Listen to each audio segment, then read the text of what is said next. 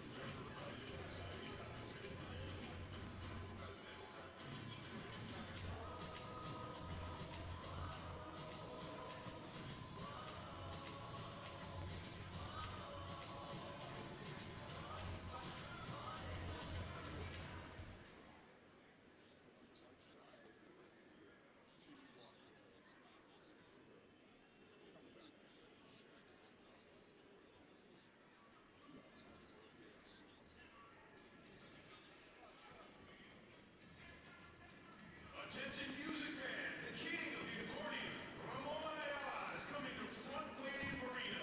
All respects to Ramon Ayala, but Weird Al Yankovic is the king of the accordion. Hands down. Music and iconic hits. Tickets are on sale now, so secure your spot today.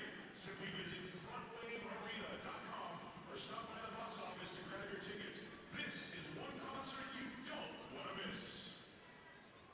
I actually do. You do? And I'm going to follow through on my dreams and wishes and miss it.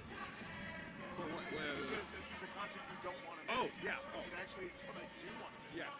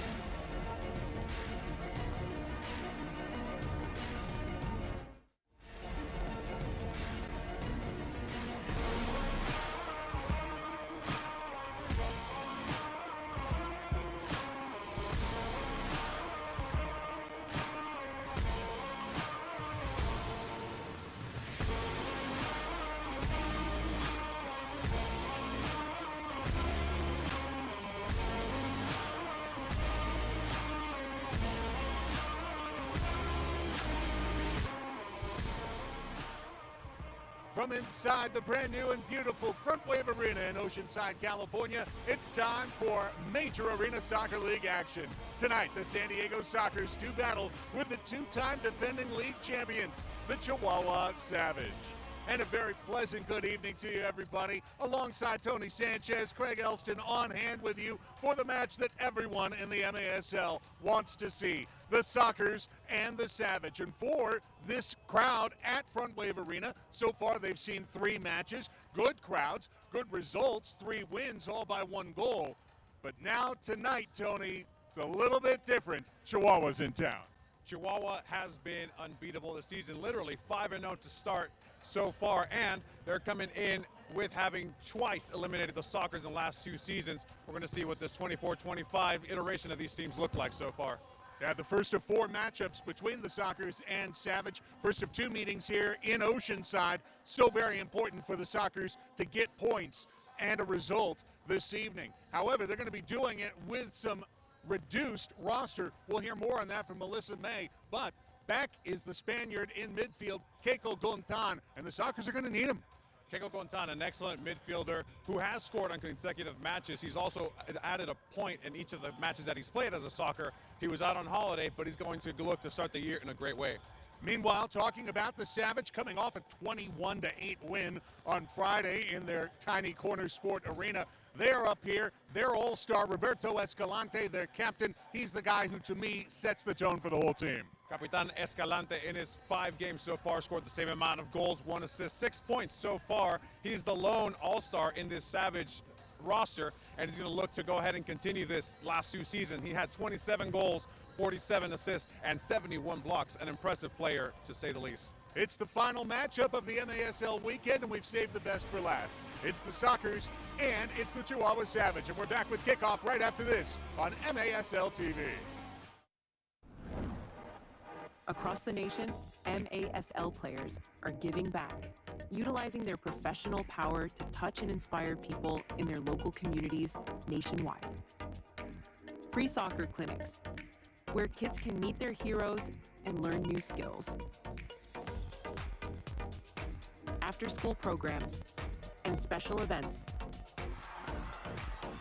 And surprise visits to the classroom.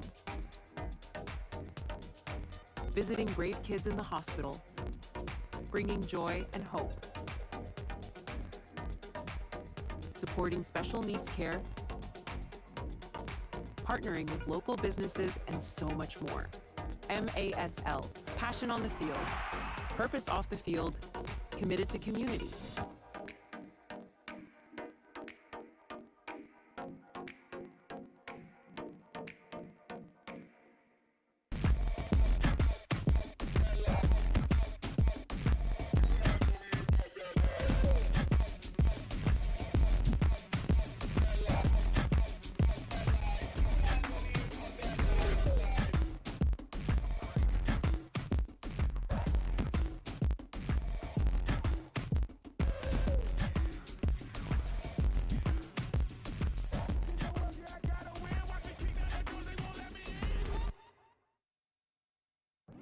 Indoor soccer fans, it's time to unleash a giant leap for fandom. Introducing MASL Indoor Soccer Fantasy Football. Build your dream team, invite your friends, and create your own draft league, all for free. Draft and trade players and win bragging rights as your team dominates the league. With MASLI Football, you're not just a fan, you're part of the action. Go to MASLI Football to sign up, get started, and play. And welcome back inside Front Wave Arena. We are just moments away from kickoff between the San Diego Sockers and the Chihuahua Savage. With Tony Sanchez, I'm Craig Elston in our press box booth on the north side of Front Wave Arena. Let's go down by the Sockers locker room where Melissa May has this roster update. The Sockers have yet to have a fully healthy roster available for a game this season. And tonight against the Chihuahua Savage, the team is still without some players, including defender Luis P.B. Ortega and forward Taylor Walter Bond. They both suffered injuries during the Sockers' last game against the Empire Strikers right here at Front Wave Arena. Forward Luis Morales is also away from the club on an excused absence as he participates in the Kings Cup competition overseas. The team is getting back Keiko Gontan as he was celebrating on holiday leave in Spain, but I had a chance to speak with him before tonight's game, and he said that he was playing soccer and staying active with his family. So we'll see how much he has in the tank tonight. Craig, Tony, back to you. Thanks, Melissa. And boy, Tony, Luis Morales being out of the lineup for San Diego, that is unplugging basically half of the team's scoring from their first 4 matches of the year. Yeah, Morales has been an impressive player here for the Sockers so far, and he's been very potent on his score sheet, but he didn't get too involved last game. They did rely on some new faces, new characters coming in, some old faces as well for the Sockers, but we'll see if the absence of Morales is going to prove to be a difficult task to really move forward on offense. The Sockers have a difficult game today. Well, they will have to rely on familiar faces to find production to once again be familiar. And we're thinking about Leonardo de Oliveira. We're thinking about Charlie Gonzalez, Craig Childs, Christian Gutierrez, Gabriel Costa. These are players who can fill up the net. They can do it at a world-class level and all-star level. And, of course, we'll be talking about the MASL All-Star Game and All-Star rosters and how you can vote at maslsoccer.com/vote, including for Boris Pardo, including for Kiko Gontan, Tavoy Morgan of the San Diego Sockers. I invite you to go to the league website. We invite you to this presentation of the Major Arena Soccer League on MASL TV, live on YouTube. Craig and Tony with you. There you see Boris Pardo, the league's all-time wins leader, warming up with Xavier Snare-Williams. We'll catch up with Xavier coming up in our halftime presentation. But I'd say in the net is a place where we're going to have a keen eye tonight. Diego Reynoso, second team All-MASL last year, back-to-back championship keeper. He against Pardo, of course, who has all the experience, all the veteran savvy. Who comes out on top between these two veterans? Big part of tonight's story. Both of these goalkeepers have every single tool in their arsenal ready to deploy at any given chance. They could do it at the shot-stopping sense. They can also get it done with their legs. The distribution aspect is an important one. Chihuahua traditionally plays in their home, a much smaller field, now put to the test here in the States, where the distribution is going to be very important, being able to restart with Diego Reynoso, who he himself is an incredible shot stopper as well. Let's give you the Sockers lineup in their Oceanside kits in white with the aquamarine wave pattern on the shoulders and sleeves. Pardo net backed up by Snare-Williams, Christian Gutierrez, Ben Raymond, Drew Ruggles, Tavoy Morgan, Leonardo de Oliveira, Sebastian Mendez, Juan Salazar, Gabriel Costa, Charlie Gonzalez, Keiko Gontan is back, Cesar Cerda, Mitchell Cardenas, Craig Childs, and Omar Labiki. For the Savage under head coach Edgar Chebo Martinez, 5-0, a plus 40 goal differential through 5 matches. Do the quick math, that means they're averaging an 8-goal win per game, and not for nothing, averaging 12.4 goals per match. Diego Reynoso will get the start in net. Christian Hernandez, you might remember him as a tremendous rookie for the Monterrey Flash last year. He is the backup. The captain is Roberto Escalante, Jorge Leal, Miguel Angel Diaz, Hugo Puentes, Martin Lara, Arturo Valle, Jose Gilberto Lopez, Eric Tovar, Jorge Rios Pareja, Jaime Alejandro Romero, Brandon Gonzalez, Cesar Ruiz, Pedro Castaneda, and Brian Flaco Macias. Your 16 for the Savage, dressed in red and black and running right to left across your screens. The Sockers will go left to right. These two teams have met 3 years in a row in the semifinals. The Sockers won it once. The Savage have won it the last 2 times. And tonight, Tony sets the tone for the 2024-25 campaign. Talk about a test for each of these squads. You have Savage, who is atop of the league in this new table format, and an impressive outing. For the San Diego Sockers, they're going to have to play a complete game on offense in the midfield, making sure to control the pace and the tempo, not let Chihuahua dictate it, and in net and defense as well. Two officials on the floor for the Metro Arena Soccer League tonight, Arturo Ibarra and Mark Cadlicet. Here's Pardo having to shoulder one. He was right on the edge of his crease, couldn't grab it. Cesar Cerda, defensive captain, wearing the armband, springing Sebastian Mendez. With the Savage now back into the defensive zone. Mendez turns, his shot knocked away by Reynoso, who will be able to grab the rebound. See Mendez with that cut inside that left foot, a powerful shot, making the decision to take a shot on its own. 15-minute quarters for you live from Front Wave Arena in North County, Oceanside, California, the new home of the San Diego Sockers and the San Diego Clippers. Fourth straight home match for San Diego. They will travel to Tacoma next weekend before taking on Kansas City and Texas right back here at Front Wave Arena. Here is Keiko Gontan. Sergio to Tavoy Morgan. He shoots and scores.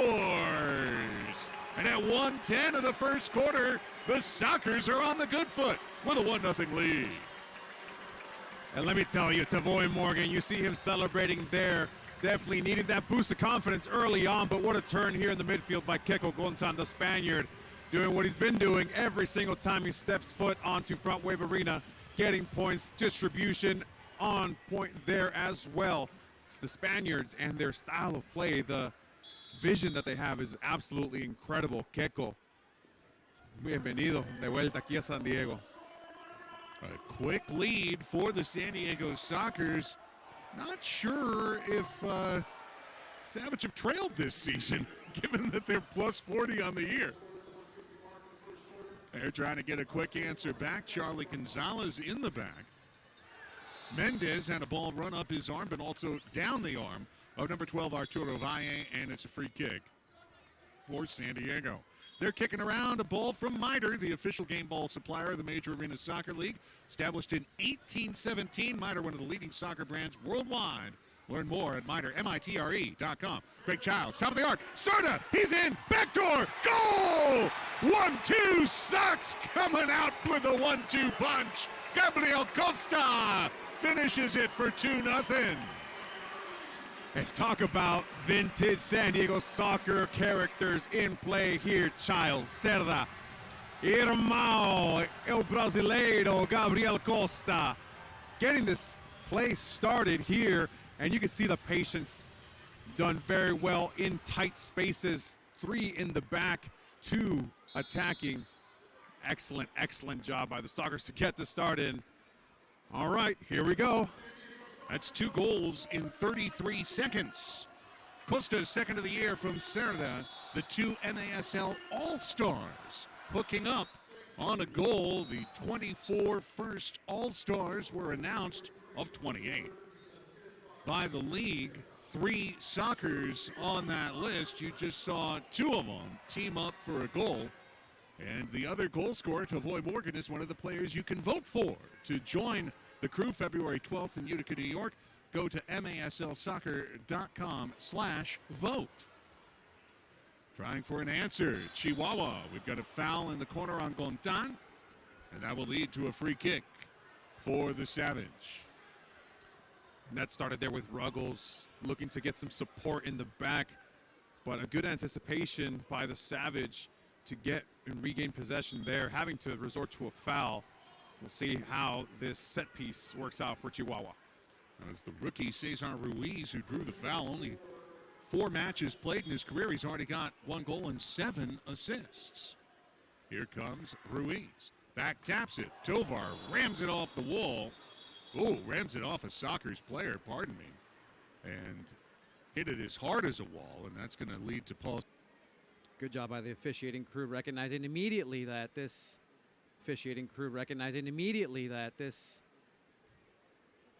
game needed to be stopped there. Medical attention always a priority. Safety of the players is always a priority.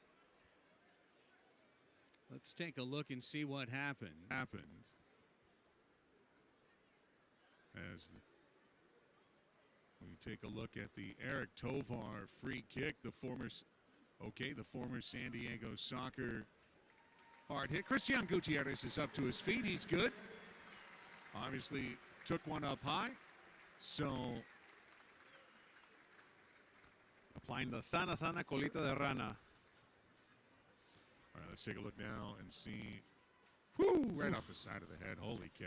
Sobate. Hard as a wall right there, Christian Gutierrez. But he's a hard-headed kid, you know. The Tijuana native. El Gladiador. Living up to his name right there. Pareja, Jorge Rios. 5 goals, 6 assists on the season. Crouches over to the captain, Roberto Escalante. Pressured by Mendez. Just the 3rd minute already, 2-0. San Diego with the lead. And with the rush, Mendez, he thought he might have a breakaway. Left the ball behind. Brendan Gonzalez collected. Here's Escalante. Shot blocked by Cerda. Tovar in the middle looking for Ruiz. Whistle, fouls on Ruiz, fouling Raymond. And that will be Soccer's ball. And something that Chihuahua has done very well this season is a high press. And here we see the Sockers applying that high press, almost getting. Morgan rides the ball down. Faye on his hip. Return pass! Couldn't get the shot away. Raymond set him up on a tee. And then Costa saw a boot up high. Dangerous play called against.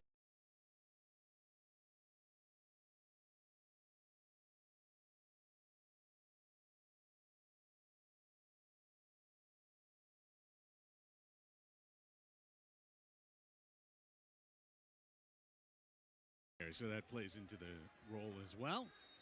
Gonzalez to Costa looking for Morgan on the back post. Now Flaco Macias trying to rush Leo down the floor. Oliveira had to play it back hot to Boris Pardo, who is under pressure, left it off slow. Gonzalez then tried to clear it, again not cleared. Hugo Puentes gets a touch, and the Savage do get the ball, and then a foul called on Charlie. And a quick whistle there to set up a free kick for Chihuahua. And a slight indecision there by Pardo puts his team in a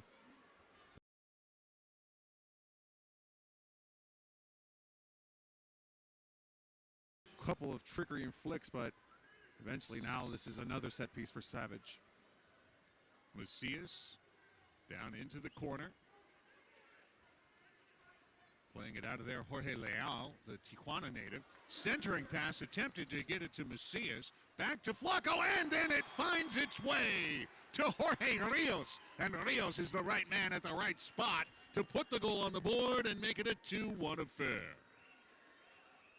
An excellent read off the wall right there that is measured incredibly well. The first time shot that goes centimeters above, metric system, above the surface.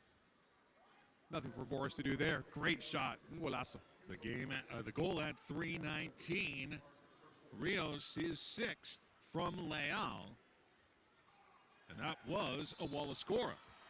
And we see another mistake here in distribution by Boris lead to a foul in a very similar position here. And this Soccer's having a little bit of a trouble getting the ball out of the back right now. Bit of miscommunication there, but Savage looking to take advantage and even this up. And that shot blocked away. Leo was guarding the mid-crease area. Stepping out, Escalante shoots it wide, chases his own rebound like a basketball player who knew where he missed. Puentes redistributes. Raymond punts it out for San Diego. Pressuring down the floor, Sebastian Mendez. He's been frisky so far in the early walk. 4th minute, heads off into the North County night side. It's 2-1 San Diego, a very busy start to this match. Ball curved for Valle in the corner. Wall pass.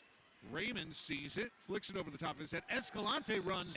For Chihuahua, the game that's had stops and starts so far. Escalante knowing exactly what was going to happen there. It's either he gets a great shot off, an opportunity on goal, or a foul. Escalante sends it into the corner, fanning on the shot there, Chihuahua, and then Boris is able to pick it out of the air. We'll see now if the Sockers are able to bring back some of that momentum that they had early on, or if Chihuahua is able to really adjust to the tempo and the pace. Here's Juan Salazar in the lineup with Morales out. Salazar charging through the middle, the Colombian. out of Point Loma Nazarene University a year ago, drafted and signed by the Sockers. Counterattack, Ruggles intercepts. Morgan finding two, taken away from him by Castaneda. 2-1 San Diego. Sockers scored twice in the second minute, and the Savage get one back in the fourth. Stumbling was Lara. Play on. Leo stole it, gave it away. Jose Gilberto Lopez there for the clean pick. Back to Jaime Alejandro Romero. Crosses the field. One key Savage player not here tonight, Carlos Papa Hernandez. Veteran did not make it across for the trip up north for this one. He's a guy who we know for clutch goals in the playoffs, killer goals against San Diego. The golden goal to win the title, or to win the semifinal in 2023. These two teams know each other very, very, very well, and knowing is half the battle. But here you have a team in San Diego that has new elements that are trying to adjust and adapt into the San Diego Sockers way of playing. But they know that this was a big game highlighted on the calendar. Keiko Gontan. Reynoso comes charging out into the corner. Lifted out by Ruiz. Cerda had a little bit of a rough touch. Had to bring it back. Here's the pressure being shown by Chihuahua. Brandon Gonzalez, just a wild spin to midfield. Drew Ruggles. There's a bump on Gontan. Tell you one thing, that Savage bench is locked in. They were in unison calling for that foul. And a team that is the exemplary team for this sport in the last 2 years, the Bicampeon, Chihuahua Savage. You can hear them in unison as well, just training, doing the rondo drills in unison. It's an incredible, incredible team that they have, a collective, Los Mexicanos. I mean, the story of the Savage is amazing. They started off winless in their first 7 matches. They were 0-5-2. You kind of wondered what's going on. The tiny Corner Sport Arena, much smaller field other than Baltimore than any other field in the league. Here comes Pareja. Rios stolen by Gutierrez, but the ball too far out ahead of him. But boy, they rallied after that 0-5-2 start to win 17 matches their first year, pushed the Sockers to the absolute limit. Came back the next year, got swept by San Diego in the regular season, but beat them in the playoffs. And then last year, sweeping San Diego 3-0 in the regular season, beating them easily down in Chihuahua, and then dropping one in the playoffs on an overtime golden goal by Costa to win the minigame. Let's take our first time out of the night. What an active start to this one. 2-1, the Sockers lead the Savage. We're back with more MASL TV after this.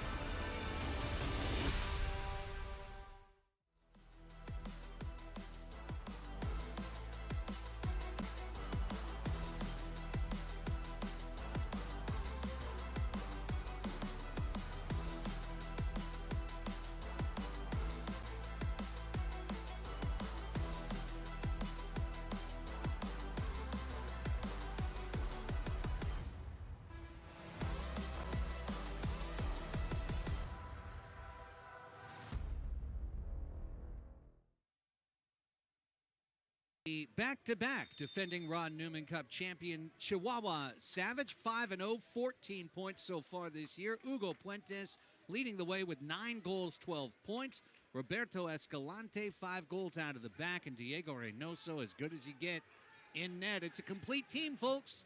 The Chihuahua Savage. They are as Tony said, the exemplars of the Major Arena Soccer League. 2-1 San Diego, off to the good early start in the first quarter. Soccer's trying for a break out of their zone. Costa had Mendez running alongside, interrupted by Eric Tovar. Foul is called against Chihuahua along the boards. It's not necessarily how you start a game. If you start right out the gate, it's fantastic, but it's how you finish against this Chihuahua Savage team who has excellent rotations, as well as players who can really come in and at any given moment change the trajectory of this match. They're going to have to keep up for 4 quarters. So far, San Diego's been doing well. Crowds filled in for a Sunday evening. Quite a nice crowd. 6 p.m. later than the Sockers have traditionally started their Sunday matches.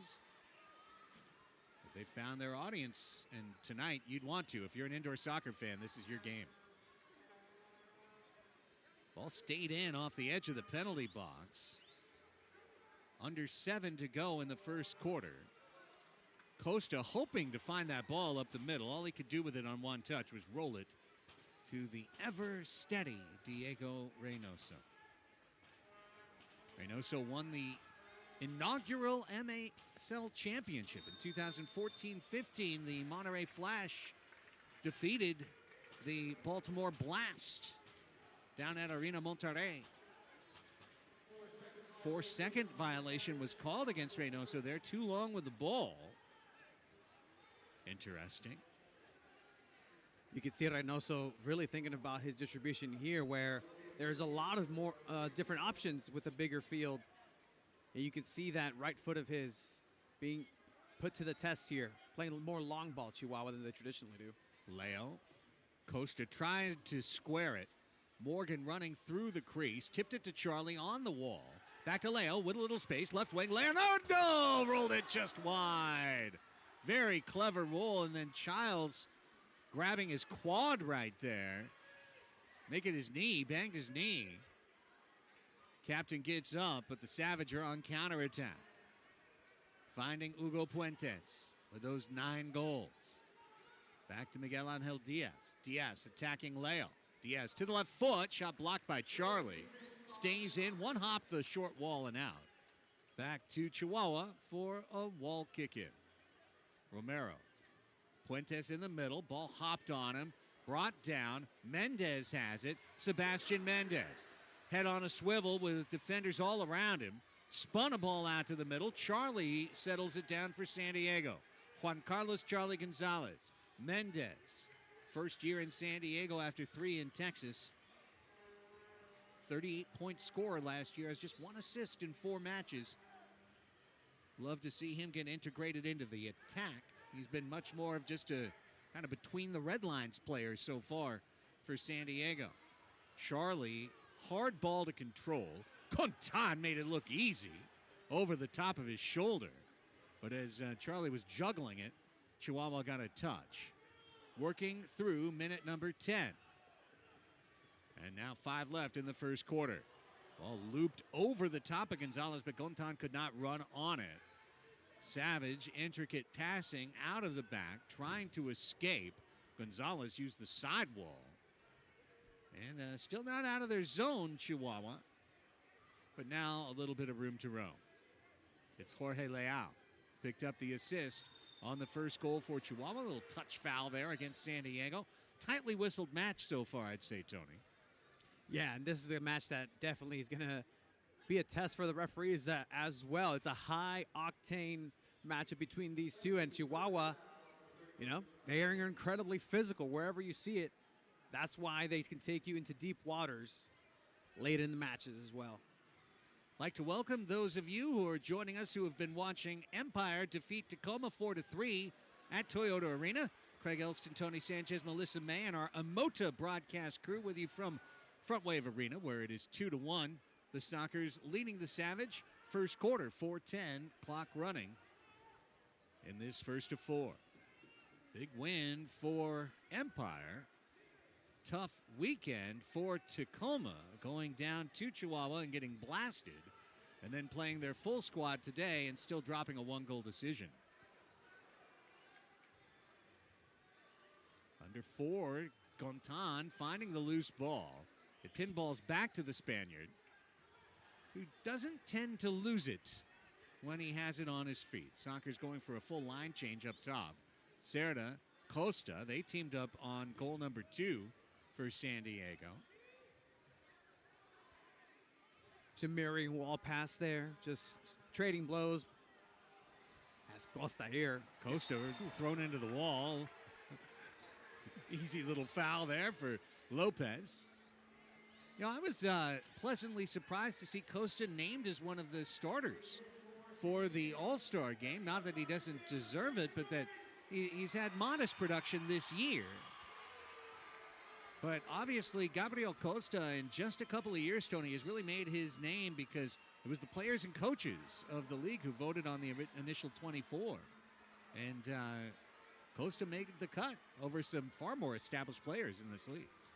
And it's really just a testament to his play style and real talent that he's been able to hone here. And Charlie, kick save, Reynoso. Always calm under pressure. Another former Empire striker. Fury. Turning Tovar. Pardo was out of the net, but the shot was high and wide. That one came off the chest of Morgan and then a foot of Tovar. Now 2v1 developing. Cerda could be 3v1. Morgan right into the knees of Reynoso. Reynoso recognizing there that Rios turns Charlie. Here comes Pareja. Had to try to slide to keep the ball. He couldn't do it. Cerda ran him down. Under pressure, Pardo got the ball off the low wall and got it out of there. But Chihuahua keeps up the attack with 2.5 minutes to go in the opening quarter. Chihuahua's not the team that you want to mess with and give errors and give possession to so easily, because they will be the verdugos, be the executioners, and take advantage of any little space that you give them. Here's Rios. Flacco. Brian Macias charges in, but Pardo's got an easy look on the short wall. I really think of Macias as the heartbeat of this team. He's so calm. You'd think of him as a 6 outdoors, maybe. But he'll find his way to get the ball to the right guys in the right place. Great at winning it back, too, Brian Macias. Really, that physique of his also allows him to be very slithery in tight spaces. And as you saw there, put himself in places where other people get bored. As a mistake here. Cerda tried to clear the ball out and he missed, but Ruggles cleaned it up. Now Cerda well touched. Can he create a 2v1? Gontan tried to center. Now Cerda just wide. Gontan! Save Reynoso. Well defended by Diego, the native of CDMX. Now is the counter on. Castaneda. Cerda's there, walled him off, boxed him out like a basketball player, and gets the foul as a result. 1:18 to play in the quarter. I would say of all the All-Star announcements, the one thing that did surprise me is that the league's best team only has one All-Star, Roberto Escalante, and they only have one option in Puentes in the vote. I think that's a mistake. Chihuahua's the best team in this league, and they have been for 2 years. And their best competition was a team that's not playing this year, Monterrey. I would like to see at least Puentes make the team so that at least Chihuahua has 2 representatives. But, you know, it's easy for a mostly American league, Tony, to overlook these great players, Sur de la Frontera, but they are great players. Absolutely, and really you can put any of the players and compare them to their counterparts across the league, and they're comparable, if not better, on the stats. As a foul here in the corner for the Sockers to take in a set piece. And yeah, that's one thing where los equipos mexicanos maybe are underrepresented. Well, one of them now. Yeah, I'm kind of doing this off the top of my head, but I think Reynoso may be on the list as well. I'll double check that at halftime, but again, no matter what, it's not enough. Absolutely. They're really good. Here's a good chance for the Sockers. Charlie rolls it. Costa! Oh, it went off of Morgan. It went right off to Voy and got him up high. Here comes Paul Savage to take a look as Morgan flexing his hand. And because Savage came out, let's take a look. Yeah, woof. He, I think, protected his face with his hand right there. But I think depending on the rapidity of this, but Tavoy may have to sit 2 minutes with Paul Savage coming out to take a look. Mendez replaces him out on the floor. That's exactly how you draw it up off a set piece with a laser shot and create some chaos in there, but the chaos found Morgan in an unfortunate place and has to step out for a couple minutes here now. Final minute of this first quarter. Soccer's got off to the amazing start. Chihuahua in their methodical style, slowly grabbing control of the match potentially. Reynoso curving it to Valle in the corner and back out Castaneda, make that Leal, pardon me. As Leal tries to head to the top of the crease. Savage have 23 seconds. Escalante shot kicked out casually by Cardenas. Now Puentes rips it into the crowd. Missed the ribbon board though. Maybe reinforcing this new year. We'll see what happens.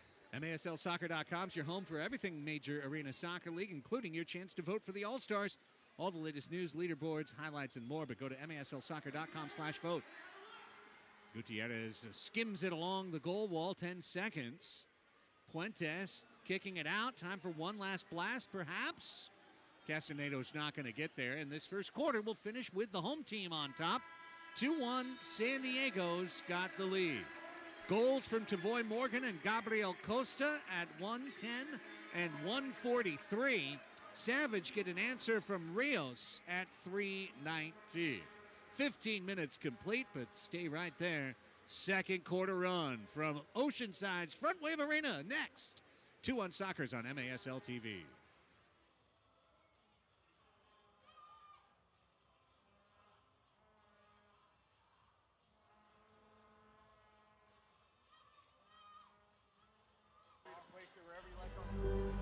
Please 6 calm, runway 6 break, right on.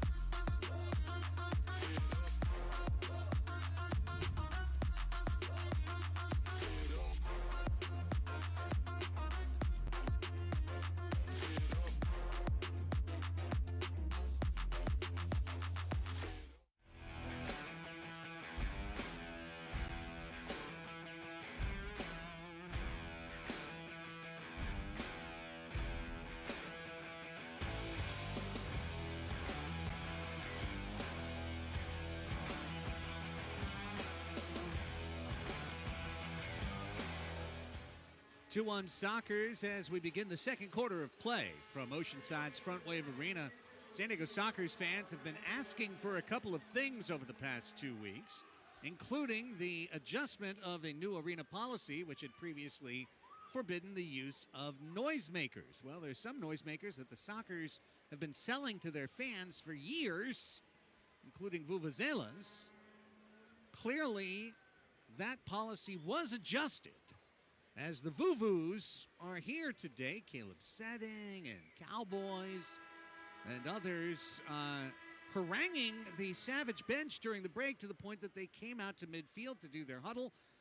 Their head coach, Chebo Martinez, argued with the officials and received a yellow card, which will have no impact on the floor. It's just maybe a $50 fine for Chebo or something. But point being, Sockers fans wanted noisemakers. Sockers fans got noisemakers back.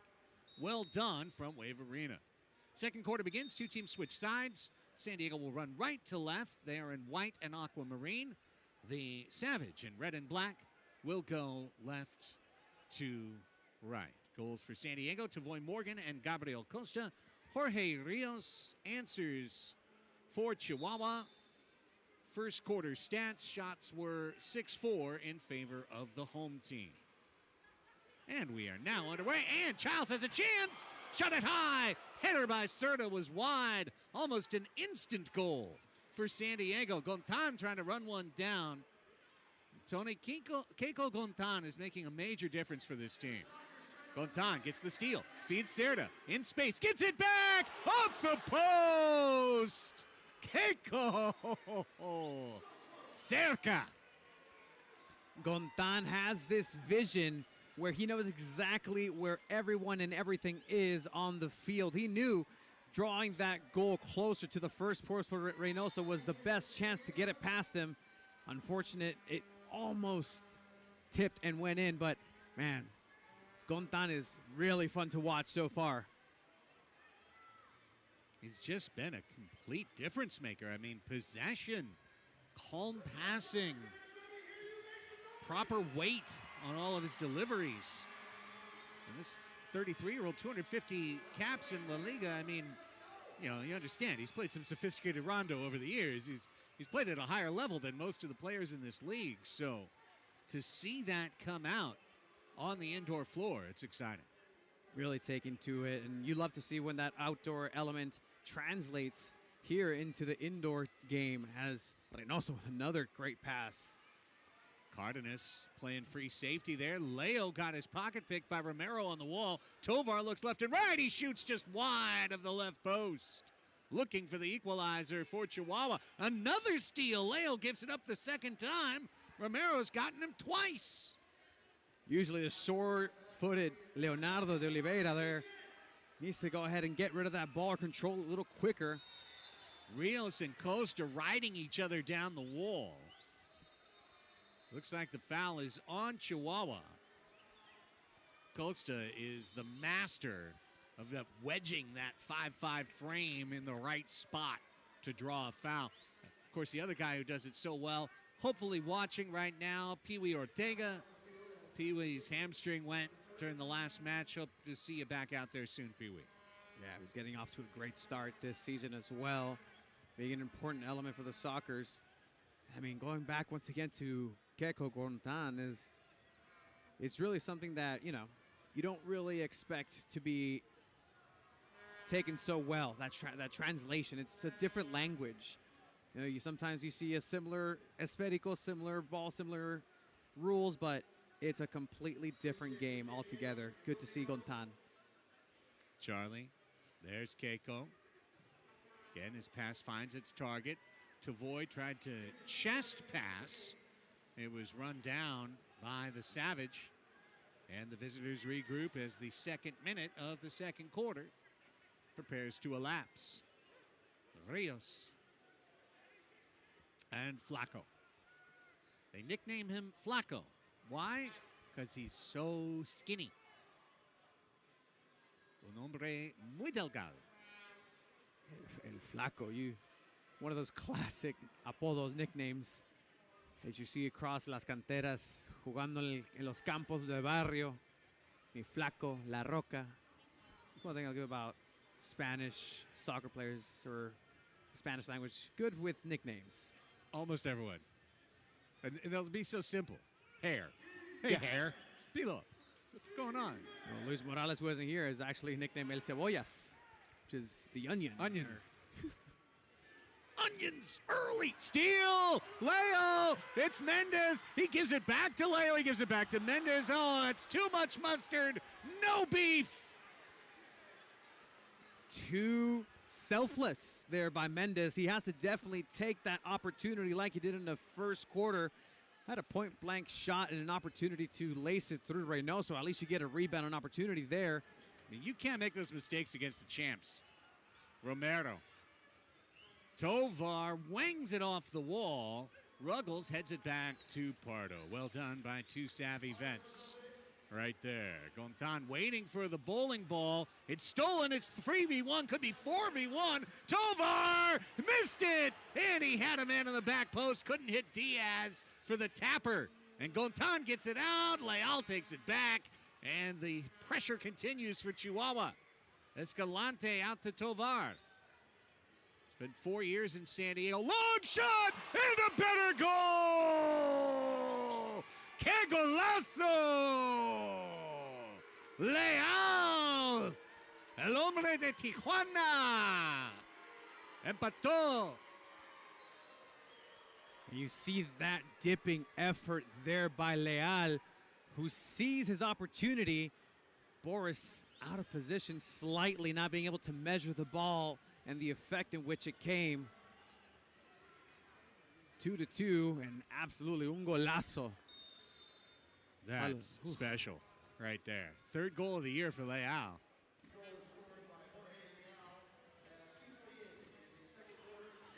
.348. Now Morgan, he's got it back. Tavoy, instant answer. And the dance is on for a 3-2 lead. That's the exact type of response that you want from a Sockers team that had a lot of questions on offense.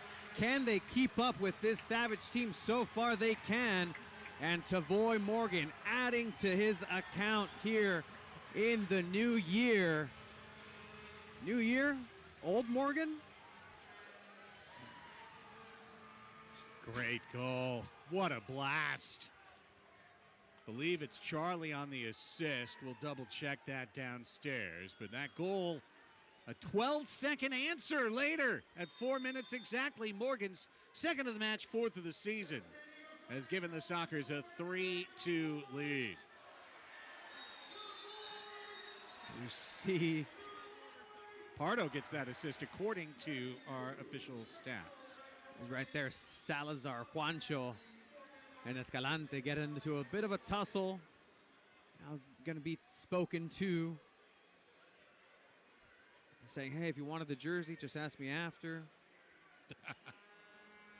I don't know if we have a longer replay, guys, to show Pardo's assist on that last goal, but it's not all the time, especially on a full-size pitch, that you see keeper assists. It's always great to give them the love they deserve. But that is what we've got on the official score sheet, is a Pardo assist. Pardo in danger there, and he got the whistle to his favor as he was right on the edge of his crease handling the ball. 3-2 San Diego. 2 goals in 12 seconds. That's how fast it happens on MASL TV. Morgan's now on a hat trick. Tavoy in the first half. Fuentes, lovely ball, riding up the body of Lara. He's trying to track it into the corner. Martin Lara, the foul is on him. And Gutierrez having a rough start to this match physically. But he knows exactly what he has to do, is get in front and in between that ball, knowing full well that there's a chance you're going to go ahead and absorb some punishment. High boot chilena attempt there by Leal. What a pass. Serta looking for Morgan. Valle stolen down by Leo. Backheel pass out to his fellow Brazilian. Costa, stutter steps. Raymond shoots the save. Reynoso down to a hip. Location was there for Raymond. He just needed a little bit more power, but enough to test Reynoso, having to choose a side to lay down with the ball on the right side. Costa got that ball off the head back to the arms of Pardo. Now Leo gets the distribution just on the outside of center circle. De Oliveira to Cerda. Leo with a struggling start to this match. Hoping to pick things up as the year progresses. Childs trying to kick it to Gontan. Gontan blows a tire. Serta gets the loose change. Cesar, the pride of Saltillo. Down to Leo. Leo charging on the half wall. Leo crossing. Nobody on the back door. Keiko Gontan tried to roll it into Childs. Taken away. And now, wrestling match. Serta bowled over Puentes.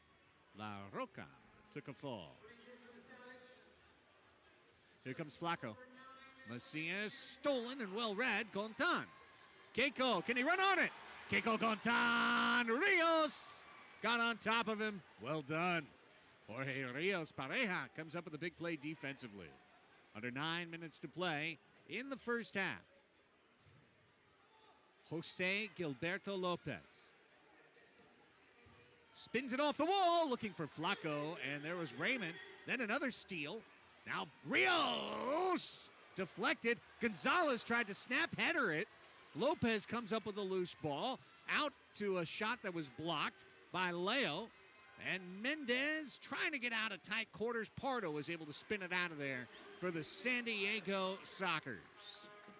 Pardo asking for some calm there, but very well resolved by the Sockers defense to get out of that tricky situation. Long shot off the high goal glass. Macias brings it down. That was off the foot of Castaneda. He's back in the corner, trying to step out. Still trying. Ball bouncing. Gonzalez then just leans into one. And it was deflected over the goal glass out of play. Gontan almost got drilled with a foot right there. And that's the Savage way, the relentless way that we've seen, just absolute waves coming through on offense and really wearing down a defense so far this season. And as a Savage way of playing, that's just the philosophy that they have been developing throughout as well. Leal's open up top. Goes to instead Escalante. His shot was blocked in the corner. Gonzalez trying to start a counterattack. Did not have the pass he wanted to Mendez right there. Raymond then works the penalty box wall. The defender, Ben Raymond. Ball came off that north wall. Flaco's got it. Leal runs to his right. On his left, here's the shot by Lopez. A wall pass instead. Then Macias will track down with 7:45 to play. Next ball out of play will be the officials' timeout for the second quarter. Escalante, 36 years old. Author of so many big goals. Last-second goals. He's there. Mr. November. Won't mess him over. Here's Castaneda. He's been Mr. April as well. Huge playoff moments. Run down by Miguel Angel Diaz. Then getting a touch was Cardenas. Slide tackle of the ball, Leal, who is playing a very active first half. Definitely impacting this match. Castaneda with Tovar on left wing. Here comes Castaneda, tiptoeing in, stepping over the ball. His shot was blocked by Salazar, who was hoping to race out on the counter, but Chihuahua has it back. Chabo Martinez with that patient style, the head coach. He was an athletic trainer and assistant coach for this club.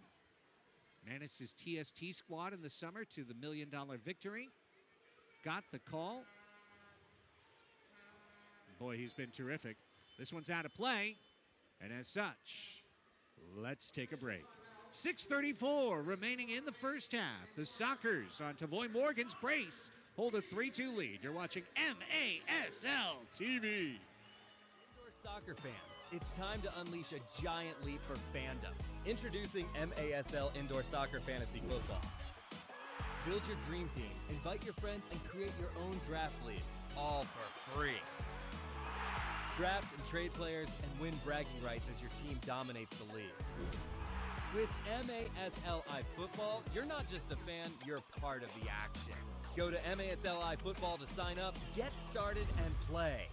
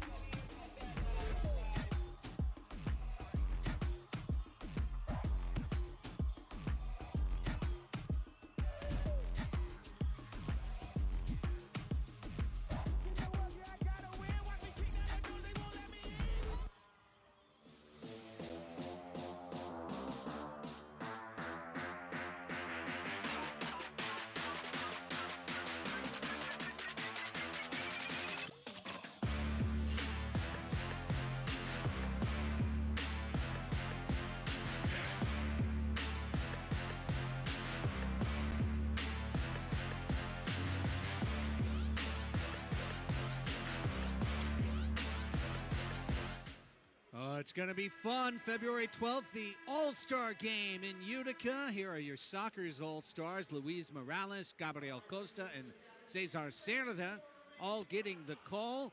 Meanwhile, fan voting taking place right now and only through Tuesday, gang. This ends on Tuesday. So if you want to get your vote in, you've got to go now. maslsoccer.com/vote.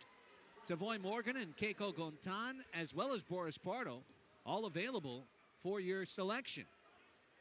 And we thought it off the top of our head. We have confirmed Hugo Puentes and Diego Reynoso available for selection for Chihuahua. So get those votes in, however you want to put them. maslsoccer.com/vote. It's always a cool element to have different players, different styles, different ways of seeing the game put on display. The best players of the MASL on one floor. Juan Salazar had a really nice read defensively there, but then could not control the ball between his feet. Savage get a second bite with 6 minutes left in the half. Nice little step over move, shot wide off of the wall. Comes out to Diaz. That was off the foot of Lara. Lara now edge of the crease, tried to play it back to Diaz. Run out by Leo. Leo's had a guy in his hip pocket about every time. He's hustling down the wall. Reynoso got there first, but look at this. It's going to run around parallel to the goal line and kicked away by Arturo Valle of Chihuahua. Leo got that one past Reynoso, but couldn't control it in. Yeah, Leo tried to track that down. Some of the fastest I've ever seen him sprint. Fastest I've seen him sprint here at Front Wave Arena, that's for sure. Almost getting at the end of that, fighting for every second and every inch. Soccer's season high for goals is 5. So 3 right now, great start. Remember they had 4, including 3 in the second quarter at halftime last week, and then sat on 4. That's where they finished, 4-3 win. That was over the Stars. That one deflected off of Puentes, out of bounds. It'll be San Diego ball with 4:58 to go. Catch MASL Monday every Monday night right here on MASL TV, as well as the CBS Sports Golazo Network. Alex Bastiavansky and Phil Ivanko joined each week by special guests, as Morgan could be the guest. He's got the hat trick and a 4-2 lead. Let's dance. Baile, baile, baile. Morgan does it again. La Clásica de Tavoy Morgan. You've seen this so many times. Putting the defender on his back, giving himself and creating his own space enough to go ahead and get the ball on a half volley to then laser it past Diego Reynoso. Morgan is having himself a match and entering this new year lights out. Baila la Tavoy. Beautifully done. Morgan's 5th of the year, 3rd of the half. 3-line pass. Cerda gets that assist, his second helper of the night. The All-Star starting to rack up some stats. And this will be a red line restart for San Diego to try and match that season high of 5 goals. Once again, Reynoso, that distribution aspect, trying to go for the long ball and beat the defenders of the Sockers on speed. Now facing a consequence on a reset here. Childs to Costa. Costa down to the corner. Leo tried to give it back. Blocked by Gonzalez. Oh, what a flick by Leo with the outside of his right foot at close space. Charlie gets the steal. Tavoy looking for 4. He's got it. He's got it. A 4-goal half. He says, this is my house. Front Wave Arena. 5-2 Sockers. And my, what have we seen here? A Tavoy Morgan special once again. Now showcasing his patience, sending the defenders to opposite sides. Once again, creating his own bubble, his own space to just cool, calm, and collectively slide it to the left of Reynoso. This is a fun night for Tavoy Morgan so far. 2 goals in 28 seconds for Tavoy to shoot up the leaderboard. He's gone from 2 to 6 goals on the year. And the Sockers are out to a 5-2 advantage. Easily the best performance for the Sockers so far this season. Can they keep it up strong these final 4 minutes and change and take or build upon a 3-goal lead? Escalante, Leal, sliding block by Mendez. Well done, Sebastian. And the foul on Flacco crashing in. Mendez may not have contributed offensively yet, Tony, but defensively stuck his nose right in there. And that's the heart that you want to see from a player that gives it his all. And being involved right there is what Mendez has been doing well this season as well, in between the lines, like you said earlier. But hopefully he can get some assists going as well. Some offensive production would be nice. Leo with 2 guys around him. Lopez is in there crashing. He got it away. Gontan tried to get a little touch on the ball. Escalante now under pressure. 3.5 to go in a great first half for San Diego. Macias uses the sidewall, gets it back, spun the middle. Pardo will punt right up the middle and send it to his counterpart, Reynoso. Flacco and the Savage. Right-footed shot is high into the crowd. And that does create some frustration if you're the Savage, where everything that you've thrown at the Soccer so far has been answered very well. You also need to get some offensive momentum going, get some long shots in. You already had one land at the back of the net for you, so that's something that Savage will try to keep pressing on. Morgan trying to put his name up for potential player of the week.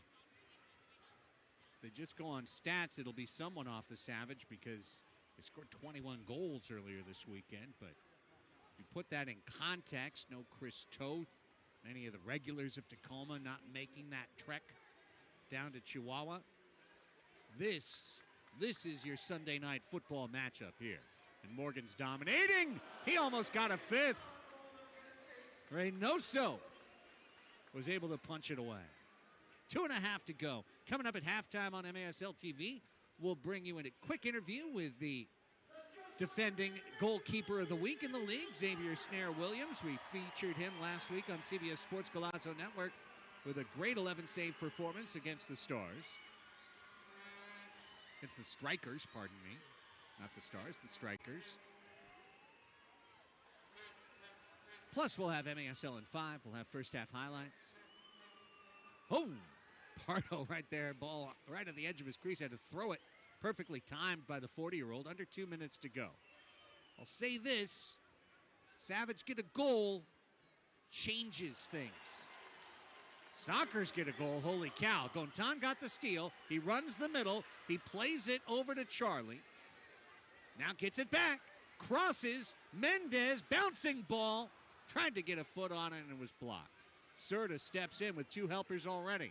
Charlie lifting. Ruggles. Bike! Oh! Snapped down by Reynoso. Disdainfully catching that ball.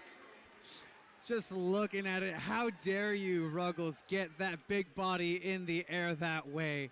But hey, there's a flair, there's a way as well. Puentes. La Roca gets charged.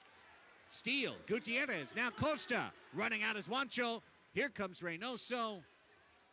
Right on target with that distribution. Well done by the veteran. Final minute 30 of the half here at Front Wave Arena. Sockers lead 5-2. They've got a 3-goal run, all courtesy of a guy named Morgan. It was Morgan in this quarter to turn 3-2 to 5-2. Last season, you saw Morgan develop his assistant side of things, of the ball. You didn't see that lethal force so far, but right now he's showcasing his striker mentality. Easy foul called on Costa there, sending Romero tumbling. 37 seconds left in the half. Melissa May will have a quick interview with Phil Salvaggio down on the floor before we head to half as well. The alumni will be playing during halftime. Brought out a great crowd. A lot of the clubs that the alums coach are out here to support their former Sockers. Jorge Rios. Costa trying to send out Mendez. There's 16 seconds. Sebastian Mendez, can he make a run? Dancing. Costa into the corner.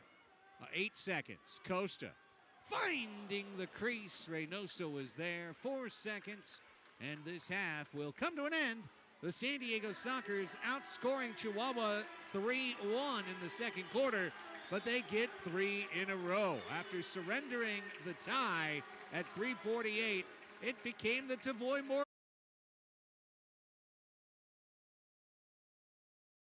06. Morgan from Charlie at 10:34. Sockers with a 5-2 lead, Tony. Quite an impressive performance. And that's something that the San Diego Sockers had to have known. If you want to go ahead and take it to the two-time champion, back-to-back bicampeón, then you're going to have to go ahead and match that energy and really bring it. And that's exactly what they did out the gate with some offensive production and then a surprise, Tavoy Morgan as well. Here's Coach Phil Salvaggio with Melissa May.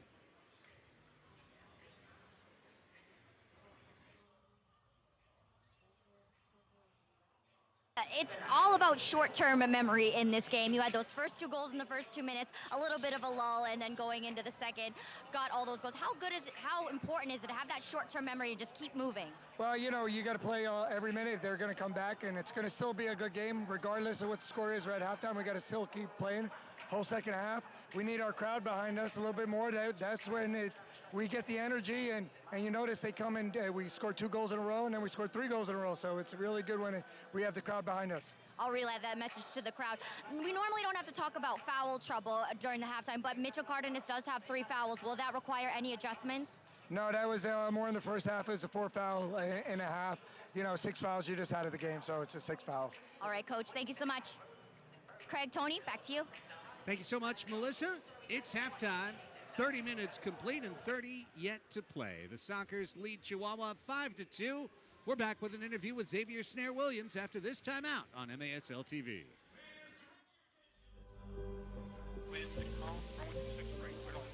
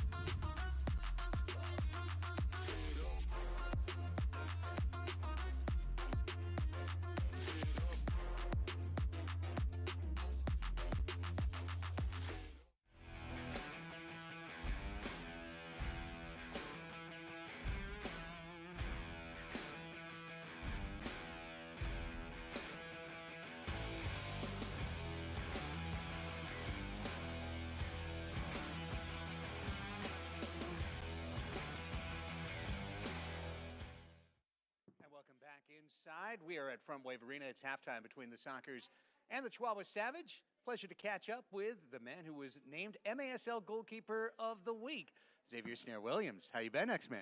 Good. How you been, Craig? Been real well. Great to see you. Let's talk about last week's match. Obviously, Boris a little under the weather. You get the chance to get the call. And what a match it was. It just felt like as the game went on and on, they played 6th attacker over half the match. And you guys were really boxed in. Yeah, no, it was funny because we got to play house, which is 1 up top and then 2-2, but we also flipped it to do like a 2-1-2. So it was very interesting trying to figure out the rotations, keep the guys in line, but also they keep me in line too. You know, it's a family. So they're like, X, talk louder, X, you know, do more this and that. So I just love how the dynamic is. We all help each other out, and hey, we got the result. So I'm blessed for these guys, blessed for everything. So. Well, obviously, you've had the opportunity to train under one of the great indoor keepers of all time, in Boris Pardo. It's your 4th year with the team. Your 9th start, though. So few opportunities to get the chance to be in net. What's that feeling for you once you get the call? So what it looks like is, yeah, confidence, everything like that. But hey, let's keep it real. I have butterflies, okay? I was nervous. I was anxious. But, you know, the biggest thing is, my mom always taught me is no matter how many butterflies you have, you just got to get them in line before the game.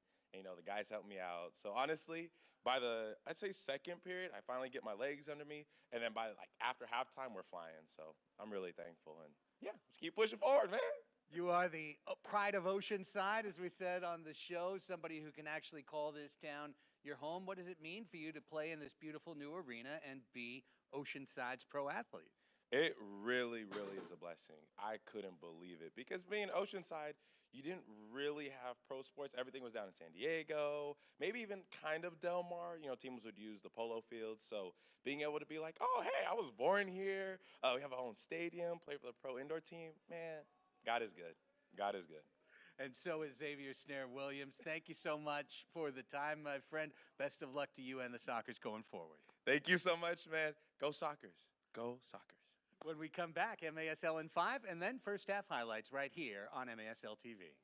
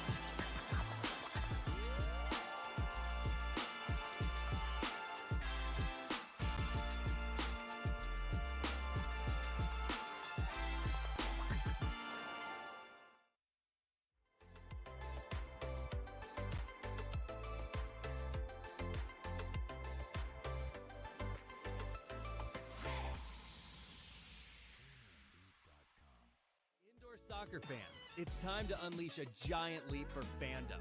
Introducing MASL Indoor Soccer Fantasy Football.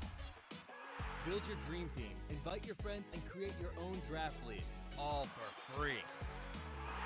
Draft and trade players and win bragging rights as your team dominates the league. With MASL iFootball, you're not just a fan, you're part of the action. Go to MASL iFootball to sign up, get started, and play. Shoot! He scores!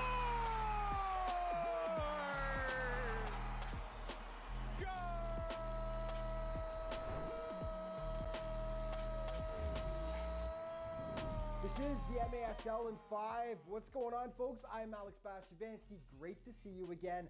I'm here to get you caught up on everything that's gone down in the league over the past few days, and I've only got 5 minutes to do it. So let's go. With UConn, the Huskies in 2019. As there's a shot to goal for Utica City, and it's Oliveira again. Goal number 11 on the season. The first 24 players for the upcoming MASL All-Star Game were announced on Wednesday via a vote conducted amongst players, coaches, and media. It's a who's who of the league superstars, and the man leading the charge at this moment is a rookie, Kelvin Oliveira, who will be performing for his hometown fans in Utica. He leads the league in scoring with 17 points in just 4 games. But additional players will be chosen by you, the fans. 2 forwards will be taken among this group. Some big names on the list, including the ageless wonder, Joey Tavernese, who's having a tremendous season with Harrisburg so far. The forward from Queens, New York, has notched 9 points in just 5 games so far for the Heat. 1 additional defender will be taken from this group. Again, an embarrassment of riches. Who would be your choice? Lots of great names, including the reigning MASL Defender of the Year, Robert Palmer, of the Empire Strikers. Also, one additional goaltender will be chosen. How do you pick between Paulo Nascimento, Boris Pardo, Diego Reynoso, and William Banahany? Willie B definitely having a fantastic campaign up to this point. The Wave ball stopper currently leads the league in wins with 5 to his credit so far. And of course, it all comes to a head in Utica, New York on February 12th. Head to maslsoccer.com to cast your vote. The deadline for doing so is next Tuesday, January 7th. One thing is for sure, it's going to be a ton of fun at the Adirondack Bank Center. Utica fans are some of the most passionate in the league, and they will be out in full force. Okay, a quick recap of some of the biggest games from the last few days. St. Louis was in KC for the Battle of Missouri, and the Ambush picked up their first road win in nearly 2 years, winning 5-4 in OT. Baltimore had 2 tight games. On New Year's Eve, they edged UCFC off a late winner right there by Chad Porch. On Friday, the 27th, they fell behind Harrisburg 5-0, but clawed all the way back and won in OT thanks to that Juan Pereira beauty right there. One big matchup coming up this weekend, Chihuahua in San Diego on Sunday. It's an absolute must-see. Last season, the Savage won 4 of 5 encounters against their bitter rivals. This might be the biggest game of the season so far between 2 favorites to win the title this year. Okay, players of the week. Goalkeeper was Snare Williams of San Diego. Roberto Escalante, defender from Chihuahua. And offensively, yes, Kelvin Oliveira, who has made the MASL his own as a rookie. 3 goals, 4 assists, 7 points in a single game against the Harrisburg Heat. Roberto Escalante of the Chihuahua Savage, 2 goals, 1 assist, and 4 big blocks for the Savage over 2 games. And in goal, Snare Williams from San Diego, filling in for Boris Pardo. He did a fantastic job, 11 saves, just 3 goals allowed in that win against the Empire Strikers. Okay, plays of the week now. Favila. Nice move. Down the wing, scores! He can fly. Moving down to the right side, SK goes off the boards, trying to get it to himself. Rebound, score! Brought down, off the wall, one-timer in front, Bordeaux scores! Try to get it back. Cardenas, here's Craig Childs! It's pretty! Is Malcolm Harris. He'll roll it to the left, a shot into the top corner, and Harrisburg ties things up 1-1. To stride for stride. Almeida's right there if he could see him. Leaves it for Almeida, shot and a goal! St. Louis has done it! They have won their first road game in nearly 2 years! Off the boards, good ball. Pereira runs by, shoots, score! Juan Pereira wins it! What a comeback for the Blacks! And that is going to wrap things up for today. But just a reminder to stay up to date with everything that's going on in the league all throughout the season. Be sure to check out the MASL's official social media outlets. Thanks so much for watching. See you next time.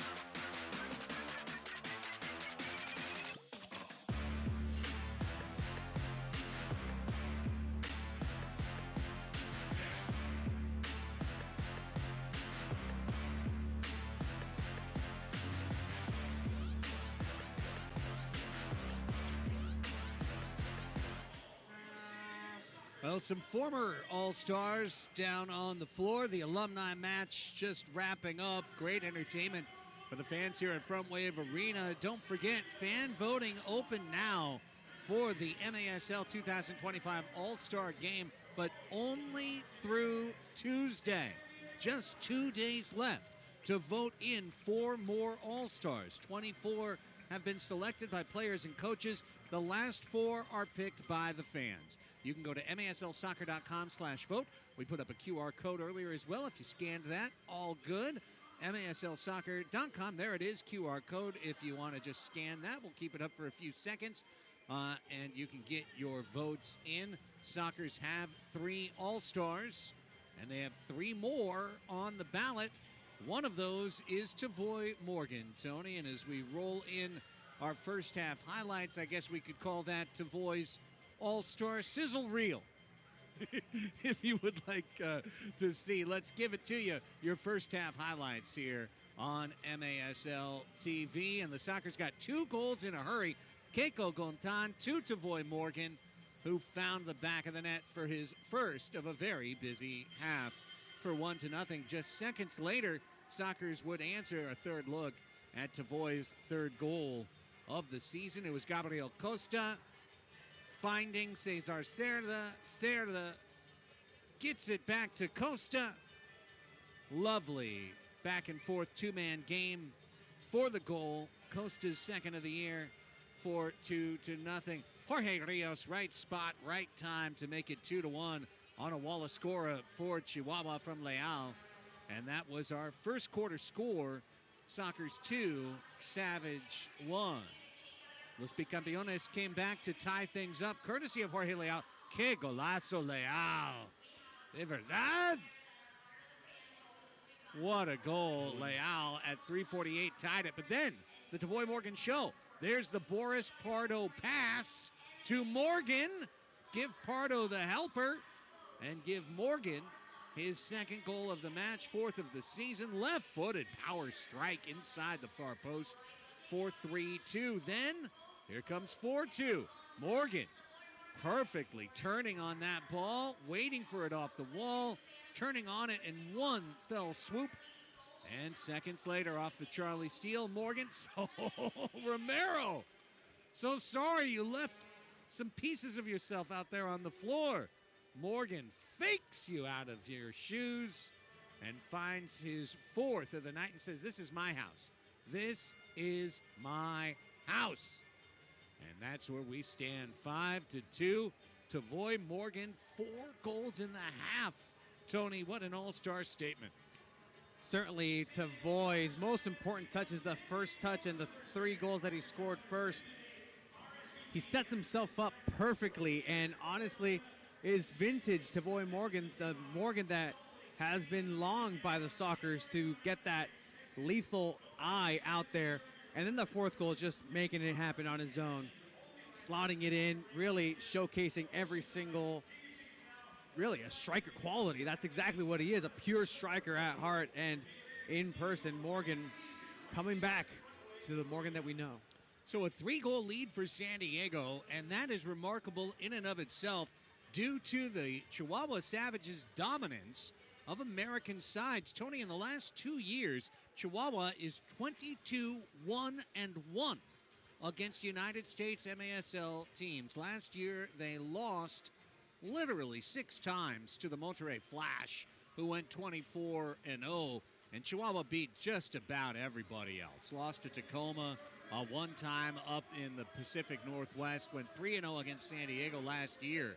So to have that 3-goal lead on one level, incredibly empowering. It gives you so much confidence. Soccer's showing that championship level that through the first 4 matches barely emerged in flashes at best. But having said that, you also know the Savage aren't going to stop coming at San Diego. They will not pull the release cord at any point in this match. And we've seen Chihuahua come from behind against the Sockers in the United States before. And San Diego's going to need to really play a perfect game in the second half as well. These 2 quarters are important, not just on the way to see the game out. It's really matching Chihuahua physically and being able to maintain that high tempo, that high octane defending that is needed to keep the Bicampeones away from Boris Pardo, because it's only going to take a couple of instances. 1-2 goals go in and making this a 5-4. It's anybody's game. Well, we have just a few seconds before the half kicks off. And again, scan that QR code if you want to vote. Also go to maslsoccer.com/vote if you are on a laptop. Another exciting announcement that the fans have been asking for and the Sockers have responded to. Soccer's Overtime is back. That's right, with Tony Sanchez and yours truly, Craig Elston, powered by San Diego Punto Football. Join us. New time, Tuesday, 6 p.m. New location, YouTube, the San Diego Punto Football page. That's where you will find Tony and I live Tuesday at 6 o'clock and every Tuesday at 6 o'clock through the end of the MASL season, or the Soccer's end of the season. Can't wait to bring it to you. Obviously, a few weeks later than we would have liked to have started it, Tony, but the fans have been clamoring for it, so truly, backed by popular demand. Soccer's Overtime. You asked for it. The Sockers listened. Tony and I will be back with you Tuesday at 6 to break it all down. Got a little bit of a guess. We might ask Tavoy Morgan to come on the show. Soccer's going left to right.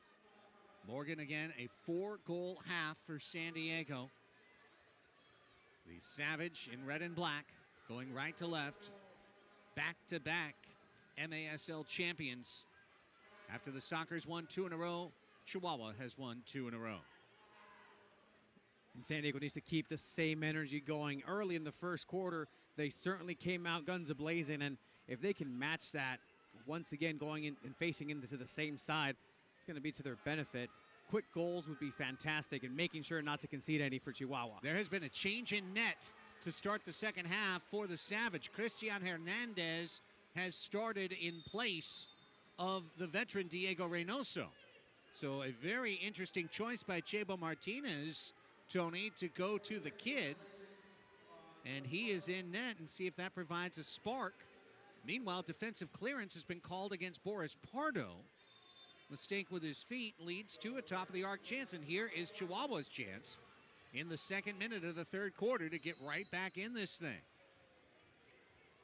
Mark Kadlasek, Arturo Ibarra are on-floor officials.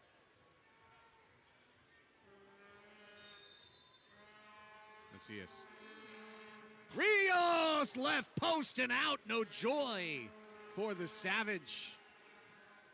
Hernandez uses all of the space in the air here at Front Wave Arena. Ball's pinballing about. Ben Raymond knocked it down. Now Leo's got it, trying to send in Cerda. With Romero on his hip, Cesar Cerda, 2 assists tonight. Trying to step through Jaime Alejandro Romero. Cerda somehow got it back, and then 2 hops, it stays in play. Bouncing on the top of the low wall, but back out to Chihuahua. Diaz. Lopez. And now Lara on the wall. Valle.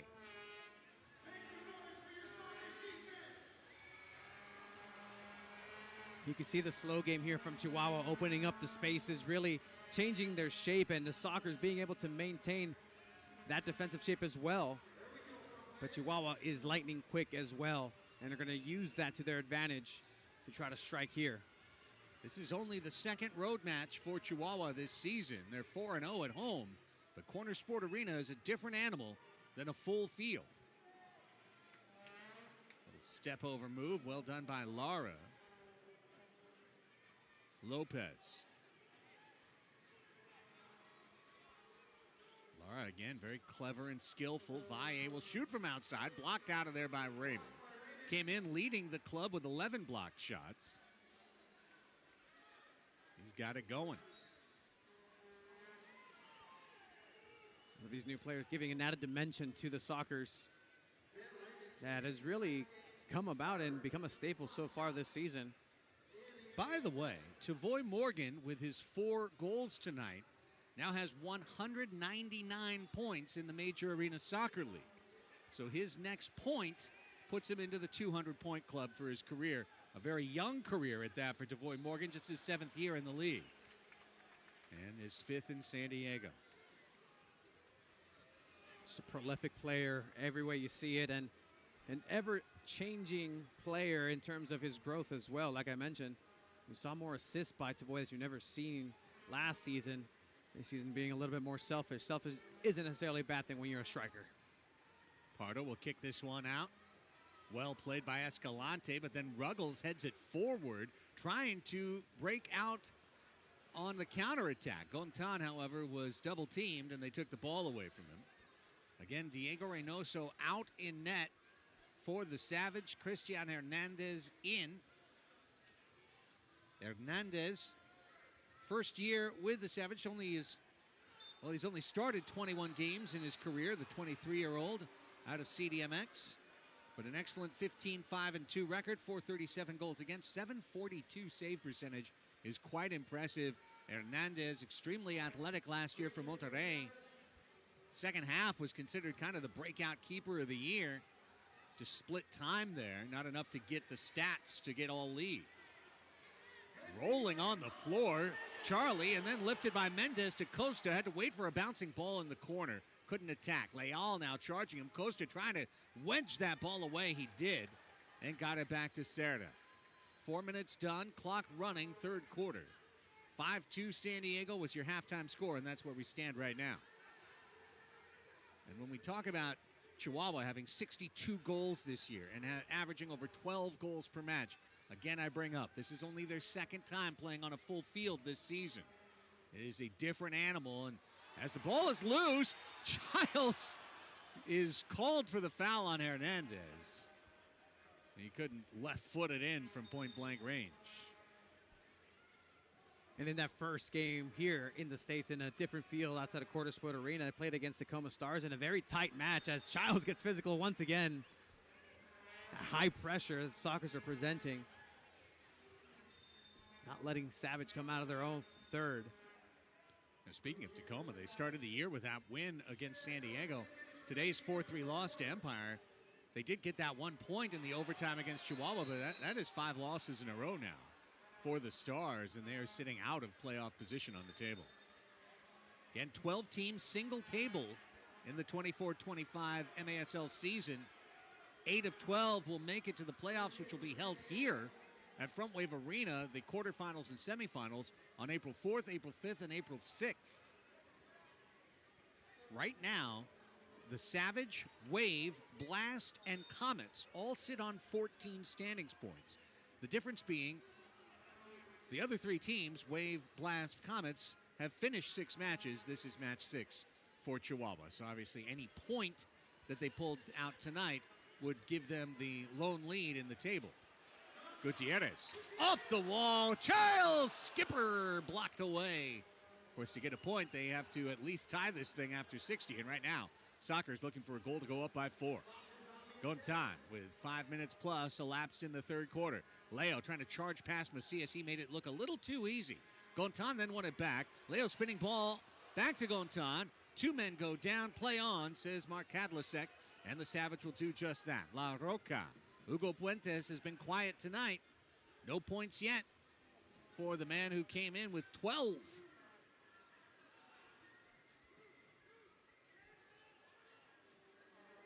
Patient.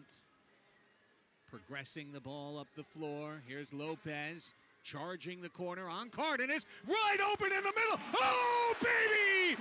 Boris Pardo! Save of the night by far. Pardo doing absolutely fantastic there, reading it and being patient. Knew that shot was coming his way and read it perfectly. Read the body language. Knew exactly when to pounce to his left. I love me a great save like that by Pardo. Gontan with the block on Romero. Kept the ball alive. Stepping up Escalante. Escalante, a little fake. Put it in the middle between the legs of his attacker. Then Lopez off 2 posts and out. So close. Boris might have influenced that ball. I think he got a touch on it. That was just enough for that ball to touch the post and ricochet away from the ball. Pardo, 2 important interventions here to keep this a 0 in the third quarter for Chihuahua, but they will keep pressing on here. Oh, all-world plays from the all-time MASL wins leader, Pardo, showing his medal. Lopez and Romero off the wall. This one loose. It came off the hands of Pardo, and Diaz headed it north of the frame. Luckily for San Diego. Lopez, double teamed. Cardenas charging. Didn't give up on the play, but now a through ball has set up Chihuahua somewhat. And then Valle got a little too pretty trying to send it to Romero when he had a bit of an angle on right wing. This one's loose and kicked by Tovar. Well done. However, right there at the edge of his crease, Pardo rolls it to Costa. Costa does not score into his own net, thankfully. Next whistle for a timeout will be the official's timeout on the next ball out of play. Lara to Ruiz. The rookie sends it over. Chihuahua needing a goal here. Tovar tipped away from him by Cardenas. Costa brought down by Tovar. And a blue card is out. Oh my goodness. A blue card penalty has been shown to Chihuahua. And the Sockers, after this timeout, are going to be able to go on the power play. A tripping call has been assessed on Eric Tovar of the Chihuahua Savage. Tovar almost reneging there. We've got a challenge. Oof. Challenge flag has been shown by Chebo Martinez, obviously disputing the blue card call. And what does this mean, gang? It means instead of a timeout, we're going to stay right here. It's MASL Video Review. The most controversial part of the sport. Here it comes, Arturo Ibarra. Check. Okay. Blue card for tripping against Chihuahua. Chihuahua's challenging that after the play, there's a contact above the shoulders. We'll be going to review. Saying the what? Believe they're asking for a blue card for San Diego after that play. We did see Tovar go down after Interesting. as well. So they're not, according to Arturo Ibarra, what he just said, what he's saying is that they're not trying to reverse the blue card, but to put a second blue card. All right, let's watch. There's the trip on Costa. And so they're looking for Morgan for an elbow here. So there's the trip. And then here's the elbow by Morgan. Is that enough for a second blue card? Trip. Now, here's my question. Why is that a blue card? The first one, I do believe, is more of a response. Tovar reneging that he didn't get a call himself, went after and did a foul of his own, enough to determine that be a blue card. But here's then after video review, the decision on the field stands. No card. Okay, so we will see a Sockers power play. And this also means that Chebo is out of challenges for the remainder of regulation. And the San Diego Sockers are about to go on their first power play of the night. A quick timeout before it. And as we go, how about Boris Pardo? Coming up huge in this third quarter to keep the scoreline where it is, going post to post. He's the man with the most. The King of Queens coming up big in a 5-2 Sockers lead. This is MASL TV.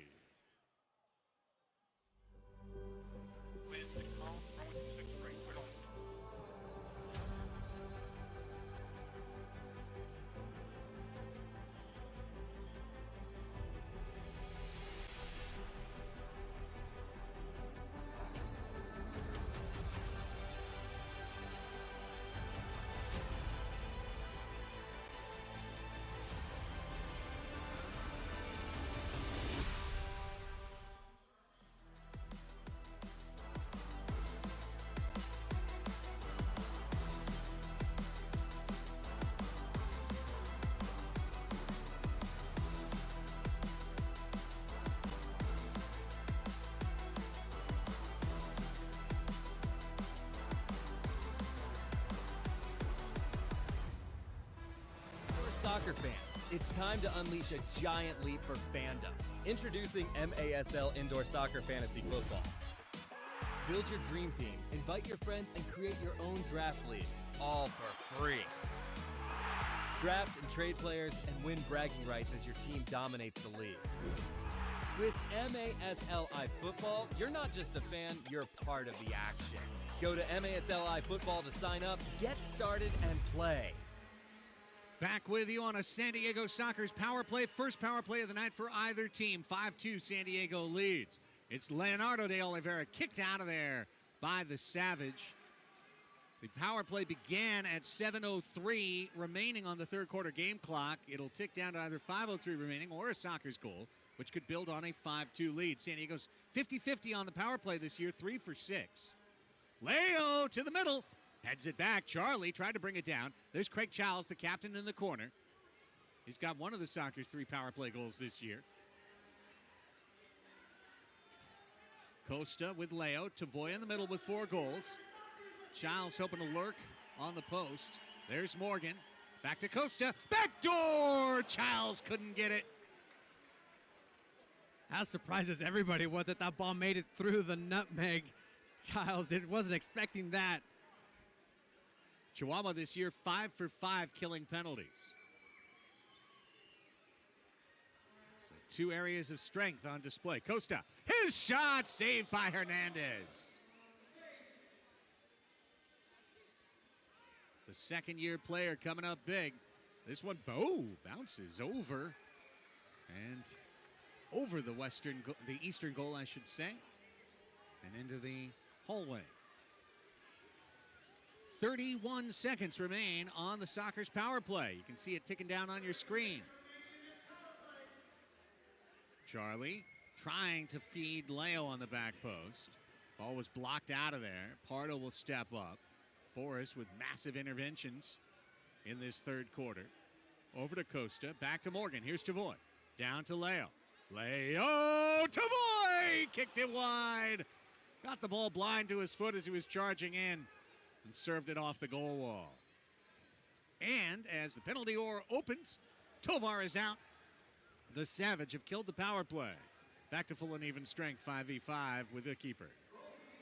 And the Savage using that speed to their advantage and closing the spaces, giving and inviting the Sockers to pass it exactly where they want to, but then closing in quickly. Savage very well. That's why they're perfect so far this season in power play kills.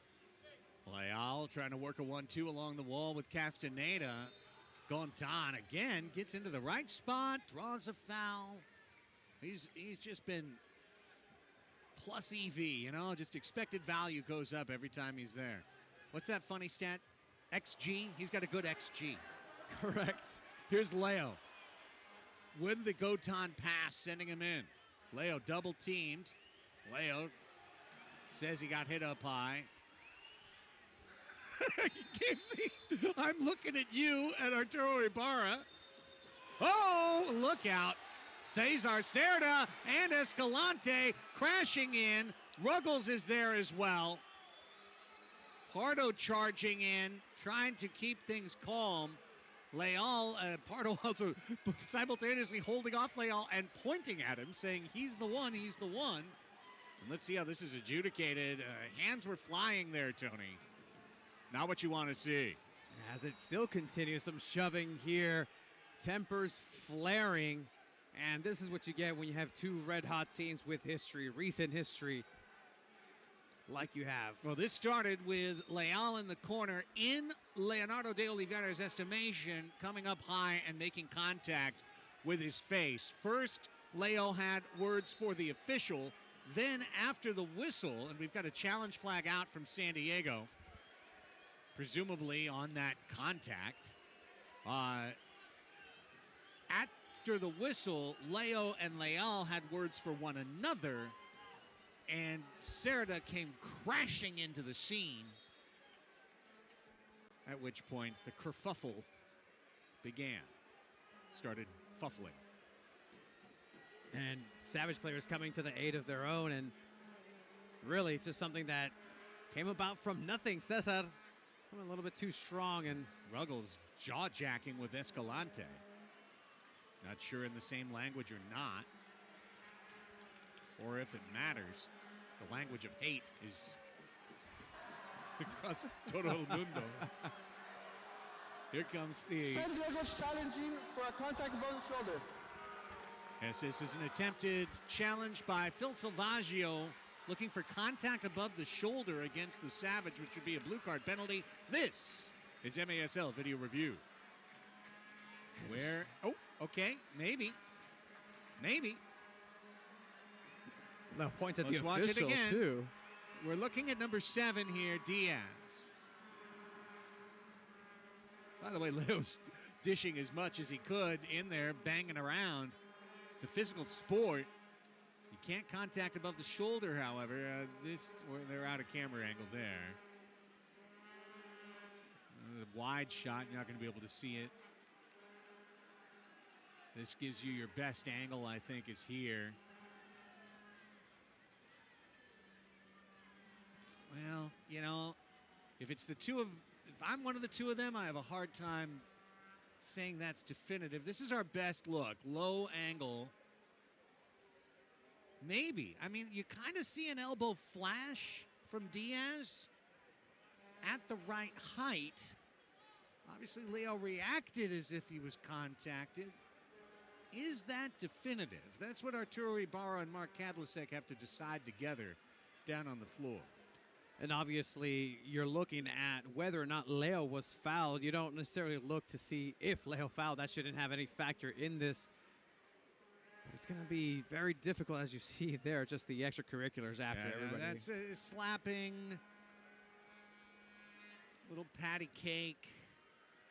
You know, I don't want to be provincial.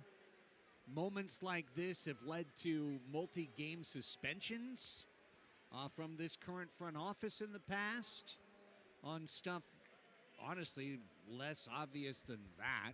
There was one in Texas 2 years ago that I'll complain about till my grave. But nonetheless, one thing I do like about this lengthy video review is it is allowed for the cooling saucer here for the hot tensions and rising tensions of this match. There you see Ruggles a little shove off on Hernandez. Pardo, this is all peacekeeping stuff at this point. Get the big men in there to just... Yeah, if there's anything later on, here comes the call downstairs. Check your email for details. And Okay. After video review, the decision is embellishment. Now, during the mass confrontation, we have 2 blue cards, 1 for each team. We have 29 from San Diego, and we have 6 from Chihuahua. Okay, so here's the call. They have decided that Leo faked it. In the official rules, they call embellishment on De Oliveira. So no blue card there. However, in the resulting kerfuffle, both Cerda and Leal will get 2-minute unsportsmanlike blue cards. And that means Chihuahua gets to go 4v4. Is my memory tricking me, or was it a 4v4 in San Diego where the Savage turned control of the regular season home match last year? I do believe that is correct, and really they've played well, as you saw in the power play situation, with 4 players additionally to the goalkeeper. So it's going to be a test for San Diego either way to really manage the situation. More space for these quick and pacey players that Chihuahua has could be lethal and could definitely turn this game that hasn't seen a Chihuahua score in the second half of play here in the third quarter now. So this will be 4v4.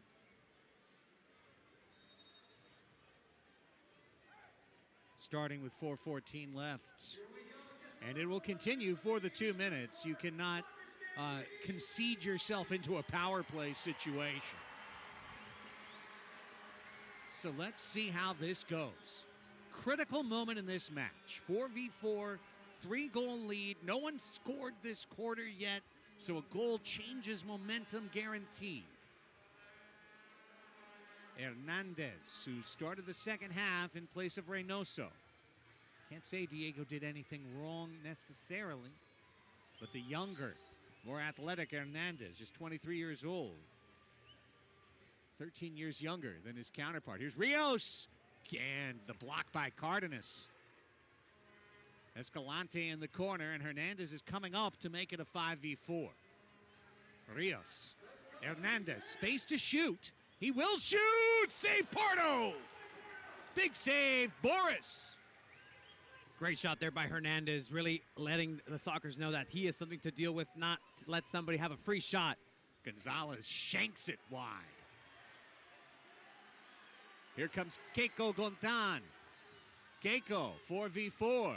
Back in net is Hernandez. Keiko had a double team around him, and he sent Charlie back to defensive midfield. 35 seconds left in the 4v4, under 3 left in the third quarter. No scoring in the frame. Tavoy sitting on a 4-goal night, looking for 5. Morgan scored in bursts in the first half.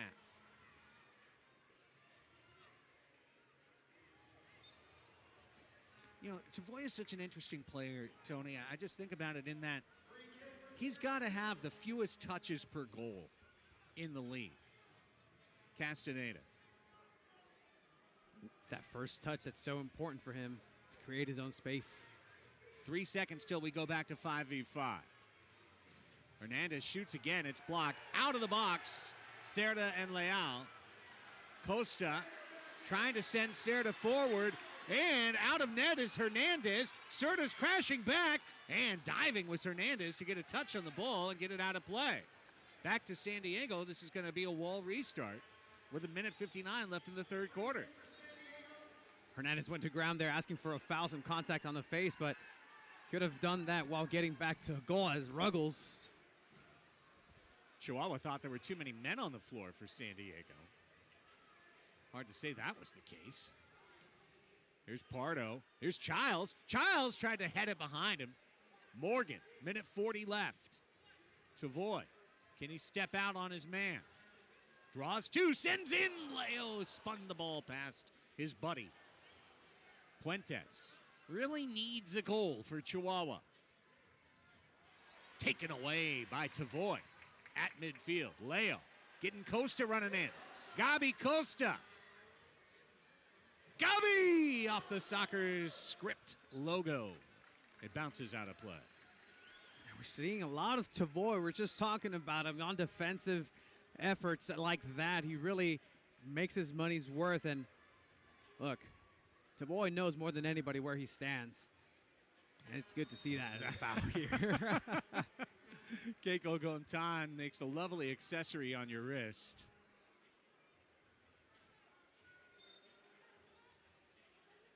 Chihuahua could change the story of the quarter with a late goal. So could San Diego. Right now, it's a grim defensive quarter highlighted by the outstanding saves of Boris Pardo to hold the lead at 3 and really improve the Sockers' win percentage chances here tonight. Puentes found his space. He hit the crossbar down and out. Tries to get a second bite of the apple, and it's knocked over for defensive clearance. Oh, what a moment right there. We were talking about it, Tony, and Puentes hits the bottom of the bar. That's as close as you can get, trying to get a golazo de campanazo. There, La Roca almost bringing this close. Now a set piece by Chihuahua. They will call timeout. Flaco Macias and the Savage are holding on. We remind you that the MASL All-Star Game is headed to Utica, New York, February 12, 2025. The first 24 players have been selected, including the Sockers trio. Cesar Cerda is heading out. Gabi Costa is heading out. And, of course, you have a chance to vote for 3 more San Diego Sockers, including Boris Pardo. He could be the 4th goalkeeper going to the All-Star Game. It's your chance to do it at maslsoccer.com/vote. Of course, Luis Morales not here tonight. Just another layer on the tapestry of this discussion. Morales, one of the leading goal scorers in the league, missing action for Kings Cup play. Nonetheless, he's going to be in Utica. So is Gabi Costa. So is Cesar Cerda. And you can go to maslsoccer.com/vote. See who is nominated and make your picks for the final 4 selections. And really haven't seen the Sockers at full strength per se, and it's really interesting to see some of these pairings that are happening with new players and old players as we'll reset here. Chihuahua. Flaco Macias will stand over it. Escalante is to his right, a left footer. Rios, a right footer, to his left. Sockers are drilled to stay on the line here. Three-man wall. It's Escalante. He sends it to La Roca. Bouncing ball. And Pardo is able to cover up on the rebound.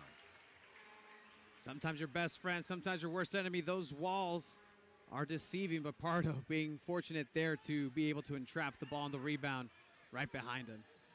Rios needs late magic for Chihuahua. La Roca out. Escalante chips. Back heel try!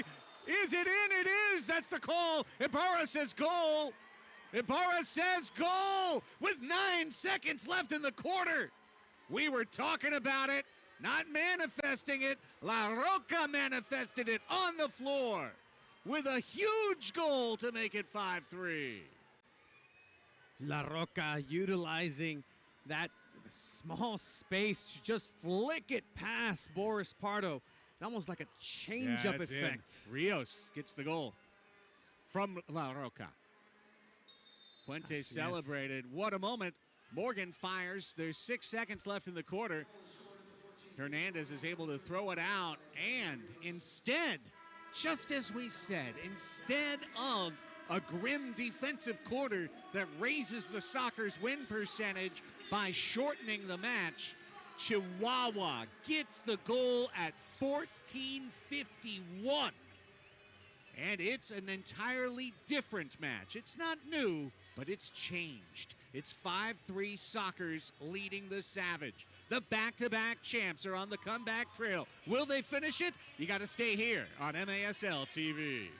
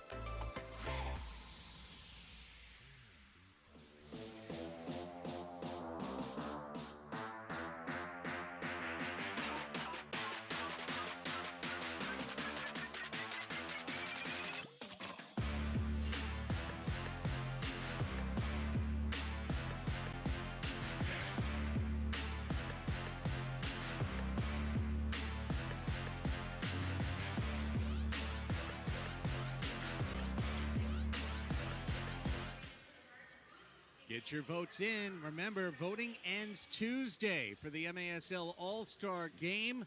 But you can vote now. Scan the QR code on your screen with your smartphone or go to maslsoccer.com/vote. 3 more Sockers to Savage available. Vote for your favorite in your favorite town. Vote for your favorite guys that are nominated. Find out who's nominated. Only way you can do that is scanning the QR code or going to maslsoccer.com/vote. Craig Elston, Tony Sanchez, Melissa May, our Amota broadcast crew with you from Front Wave Arena. Soccer's 4th home match in their brand new digs. They're 3-0 here All three matches have been one-goal games. 5-4, 5-4, 4-3. Tonight, 5-3. San Diego leading Chihuahua. But the only goal of the quarter comes off the foot of Jorge Rios from Hugo Puentes at 14:51. And now we have to say it. The old saw is about to sing, Tony. Next goal's huge. It is going to be incredibly important for both of these teams to get on the end of that goal. On one end, you can control the pace a little bit more if you're the Sockers, if you go up by one. If you're Chihuahua, this gives you the impetus and the momentum to move forward and really continue on that high press, high octane offense to try to go ahead and remontar here at Front Wave Arena. And it's the heart of a champion that really comes through in moments like these. And we're going to see if this Chihuahua Savage has what it takes here in the last 15 minutes of play. On the official scorecard, they gave Escalante instead of Puentes the assist on that last goal. That is for someone else to decide down the road. Final 15 minutes. Sockers attack right to left, west to east. Here's Morgan, the man who scored 3 goals into that net in the second quarter. Pinball, Macias and Costa. Costa guarded it for a moment, fell down, couldn't get a call. Then falling on the ball was Castaneda. He said he was tripped. Arturo Ibarra agreed, and it's a free kick for Chihuahua. Savage had 5 shots to just 1 for San Diego in that third quarter. Here's Sebastian Mendez. Another quiet night for Mendez. But in saying that, Tony, that's not to criticize the young man. I don't think he's even involved in the San Diego attack, essentially. You don't see anything run for him. He's not on any set pieces or special teams. Here's Mendez. Here he comes. Maybe this is his moment. Is this his moment? The save is made. Hernandez dives on his own rebound. That's what you have to do if you're Mendez. Get that confidence in, pepper those shots in when you have the looks. He had an opportunity in the second quarter to do that. And here he took his chance with an on-target opportunity and shot. It's more of a wild card so far that we've seen in this season for Mendez. Good burst. Diaz right down the middle, kept it going. Lara, however, the ball led him into the corner. It did not lead him to the post for the goal. But now Chihuahua back on attack. Eric Tovar. Over to Escalante. It's going to be a gut check for the San Diego Sockers whenever Chihuahua has possession of the ball. They move so well off the ball, and their off-the-ball movement for the Mexican side. Miguel Angel Diaz, 4 goals and assists so far this year. Escalante has 5 goals in 5 games. He often speaks late in close matches. Tovar trying to bring that down. Ben Raymond has been a delight for San Diego defensively. Now, Salazar cleared that. The Savage thought he was inside the red line when he did. The officials now agree. Wow. Of course, there's no review available to the Savage, but persuasion remains part of the human story. And the decision is made upon reflection. This is top of the arc, the most dangerous free kick in indoor soccer. Escalante is blocked by the wall. And then Macias sends it crossbar down in the mezzanine. Or a fan picks it up. Scott on the PA reminds them after the fact, be aware of the ball potentially violently leaving the field of play. Oh, all part of the fun here at Front Wave Arena for now. You're going to see more of those high-powered shots by Chihuahua as well. Yes. And some of those are going to rebound and come off the glass and the wall as Tavoy gets double-teamed in the air here. Ruggles. Romero. 2.5 just about done in the fourth quarter. Rios takes a fall, draws the card on Morgan, and it's a power play for Chihuahua to try and get right back in this match, down 5-3. And that is the mistake that Chihuahua was waiting for. Whether or not it's really meaning to be a blue card or deserves a blue card. Either way, puts the Sockers in a position. Blue card against San Diego, number 9, for tripping. The tripping call on Tavoy. Morgan's first blue of the year. Second power play for Chihuahua. Pardon me, first power play for Chihuahua. Sockers had a power play earlier. Came up empty. This is the first chance for Chihuahua. What they did on a 4v4 was bring their keeper up to make it like a power play. This is a true power play. Beginning at 12:30 left in the fourth quarter, counting to either 10:30 remaining in the match or to a Chihuahua goal, which could narrow this match's score down from 5-3 to 5-4. Of course, the Sockers could score short-handed, too. They've done it once this year. La Roca! Save by Pardo, falling back and keeping the ball in between he and the goal line. Pardo's going to wing it out. You can't throw in a goal anymore. You can't throw over 3 lines. He just did. Maybe short-handed, it's okay. 12 minutes left in the fourth quarter. Minute 30 on the power play.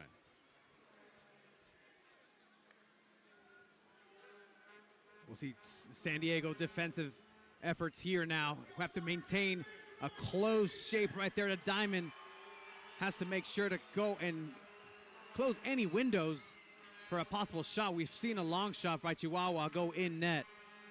Escalante to Tovar. In the corner, it's La Roca. Puentes off the toe of Rios, could not control. Saved some time halfway through the PK. Escalante to the corner. That is the talented Lara. Lara will shoot. Tried to tuck it on the short angle and missed. A Scoto-like Lara down there. Escalante. Lara. Escalante. Here's Rios, 38 seconds. Here's the long shot, crossbar down again. Puentes has put his mark on both crossbars. Not the way he wants. 11 minutes left, 30 on the power play. Tovar and Puentes. Puentes holding, crossing. Lara blocked by Raymond. Well done, Ben Raymond. 20 seconds now. Puentes to Tovar. Back to Puentes. Room off the wall. Rebound clipped out of there by Gutierrez. Christian Gutierrez on the run, short-handed. He's got the ball with under 10 seconds on the PK. He goes down and draws a foul. And this will all but eliminate the Savage man advantage, Tony. Very well played there with a little bit of luck thanks to that crossbar after that fantastic shot.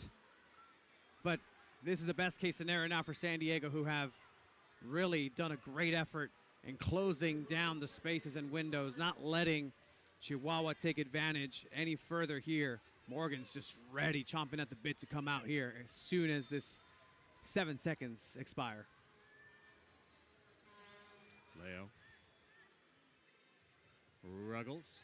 3, 2, 1. Here comes Tavoy Morgan. And the Sockers are back to full and even strength.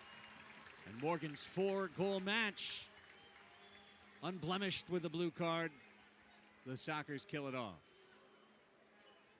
Now Tavoy wants to get that high five and all but put the Sockers in the win column.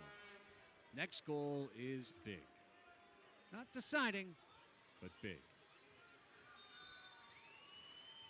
Charlie lifting it back to Leo. It's had a very workmanlike performance tonight. Leo charging and shooting, ripping it just south of the ribbon board. Ribbon board unblemished so far tonight. We are at a record of almost 50 minutes. Hey, there's still some game time left, Greg. Will the perfect record hold? It's of interest to only us. And Sean Bowers, he'd like the record to end. Tipped, look out, Castaneda, and save Pardo down on his keister. Made the save, well done. Keeping that near post clean. Castaneda again in close quarters. Spun it out for Valle. Now it's Flacco. Flacco on the half wall, taking away Costa. Under 10 minutes to play. 50 minutes complete and under 10 to go at Front Wave Arena. 5-3 Sockers. Sebastian Mendez pushed into the corner by Macias. Got it back to Gabriel Costa. Off the bench is Charlie Gonzalez. 3 water bugs out there. Mendez comes off. The veteran Childs comes on. A water bug replaced by a tugboat. Charlie under pressure, man v man. He's got to hang on to the ball here. And he gets the whistle to help him out.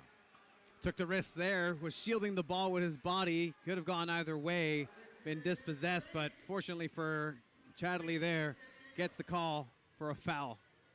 Childs drags it back to Costa with under 9.5 to go in regulation. Sockers have led by 2 since the minute 43 mark. That's when they took their first 2-goal lead. Here's Serta. Serta coming in from Childs, reminiscent of the cup-winning play of 2021. Back to Hernandez, under pressure, cannot pick this ball up. Lifts it to midfield, knocked down by Lara, who really looks like a big skill addition to this Chihuahua club in terms of pure foot skill. Banging it back in the corner. Valle chests it into his own defensive corner. Cardenas is crashed up on attack. No, Childs has it. Dips it back. Cardenas shoots. He scores!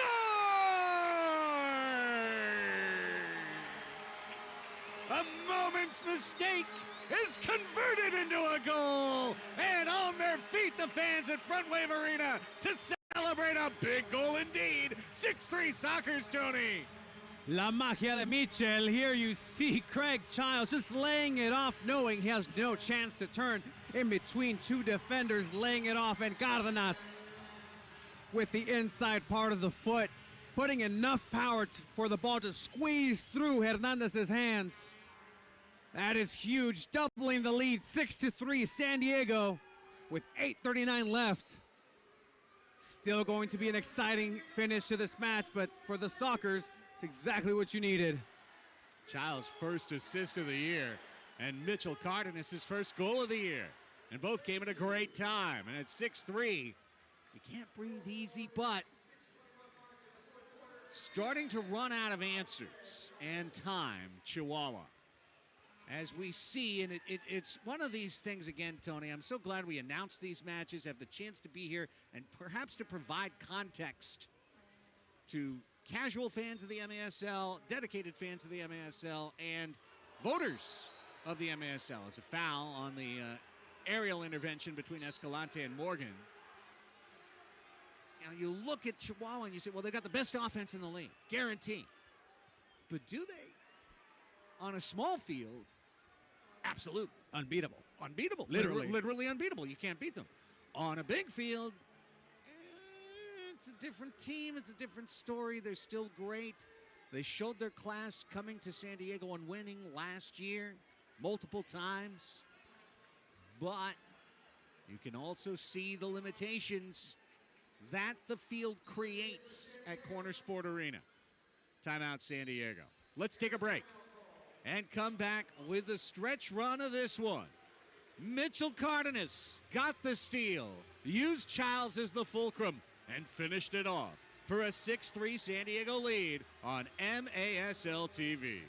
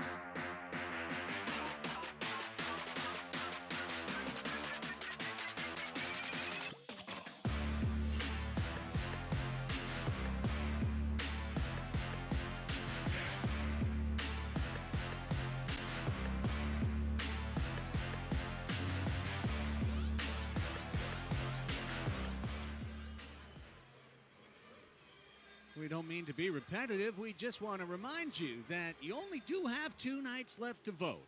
The MASL All-Star Game voting is open only till Tuesday. Use this QR code or go to MASLsoccer.com/vote. Here's Leo.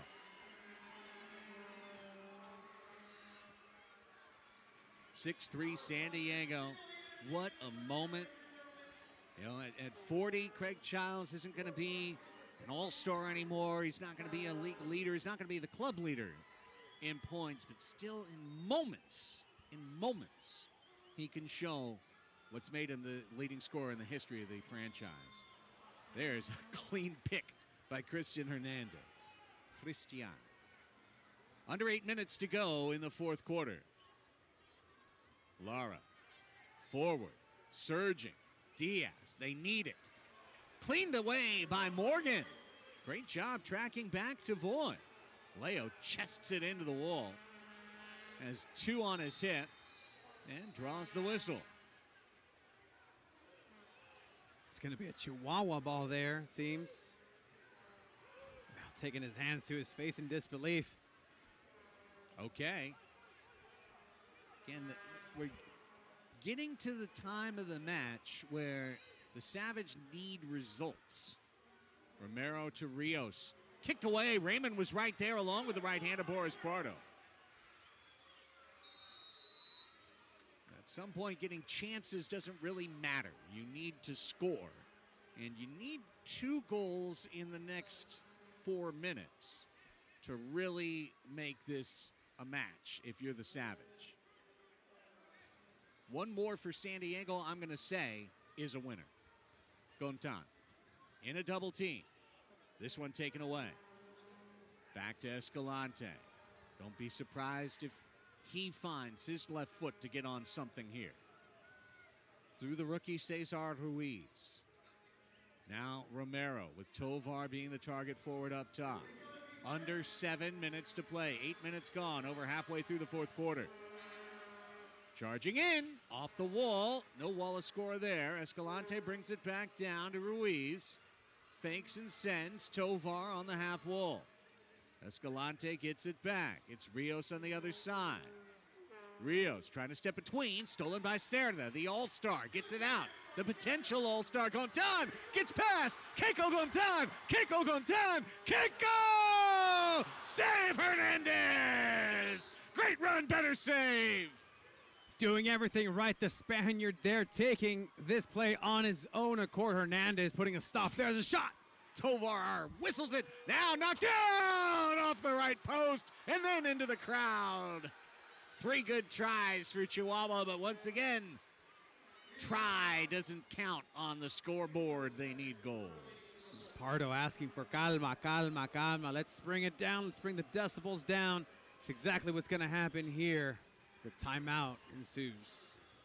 Let's remind you of the great ways you can support the MASL through their various programs during the course of the week, starting tomorrow with MASL Monday. Every Monday night on MASL TV, on YouTube, and on CBS Sports Golazo Network. Join Alex Bastiavansky and Phil Levanko, each week joined by special guests from across the league to recap the weekend's action and discuss the hot topics around the league. Then on Friday, it's the most controversial show in the league, Under Review with Phil Levanko and MASL head referee Ryan Sigich. You can catch it every Friday right here on MASL TV, on YouTube, reviewing the key calls and no calls of the week. Such an illuminating program and a great service of the league. And in between that, Tuesday night at 6 o'clock, the return of Soccer's Overtime season debut coming up on Tuesday. Join Tony and myself on Tony's channel, San Diego Punto Futbol, right here on YouTube. Find it right now. Use the search bar, San Diego .futbol. Put it in, subscribe for free. Click for the notifications. Of course, you can hear Two Balls and a Mic with Tony and Chiva tomorrow night at 8. And then Tuesday at 6, and every Tuesday at 6 between here and the end of the soccer season.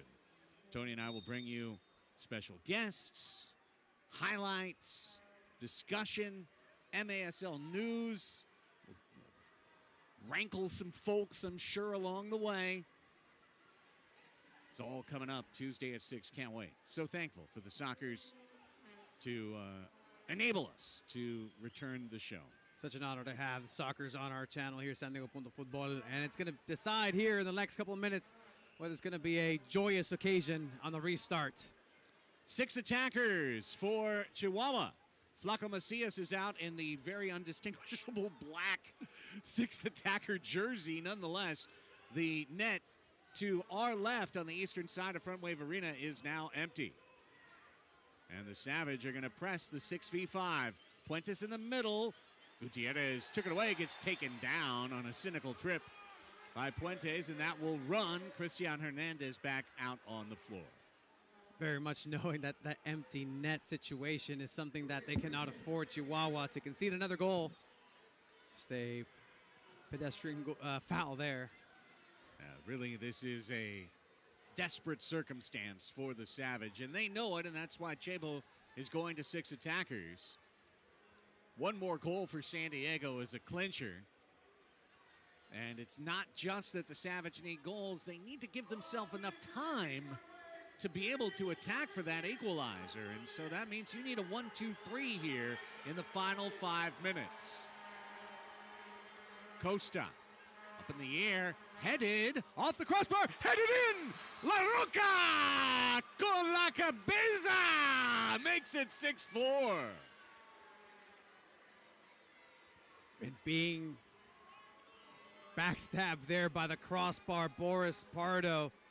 You see this ball traveling in the air and having an awkward bounce leading to an assist by the crossbar for La Roca, essentially. And it's one of those bounces where there's only a finite amount of ways that a ball can bounce. Sometimes the ball just finds the one way that you weren't expecting. Now, if Puentes could get an assist on his own goal, he would. That was, he assisted himself, header to header. And now there it is. What did we tell you? There it is. A goal giving them lots of time. Now the Savage want to reestablish.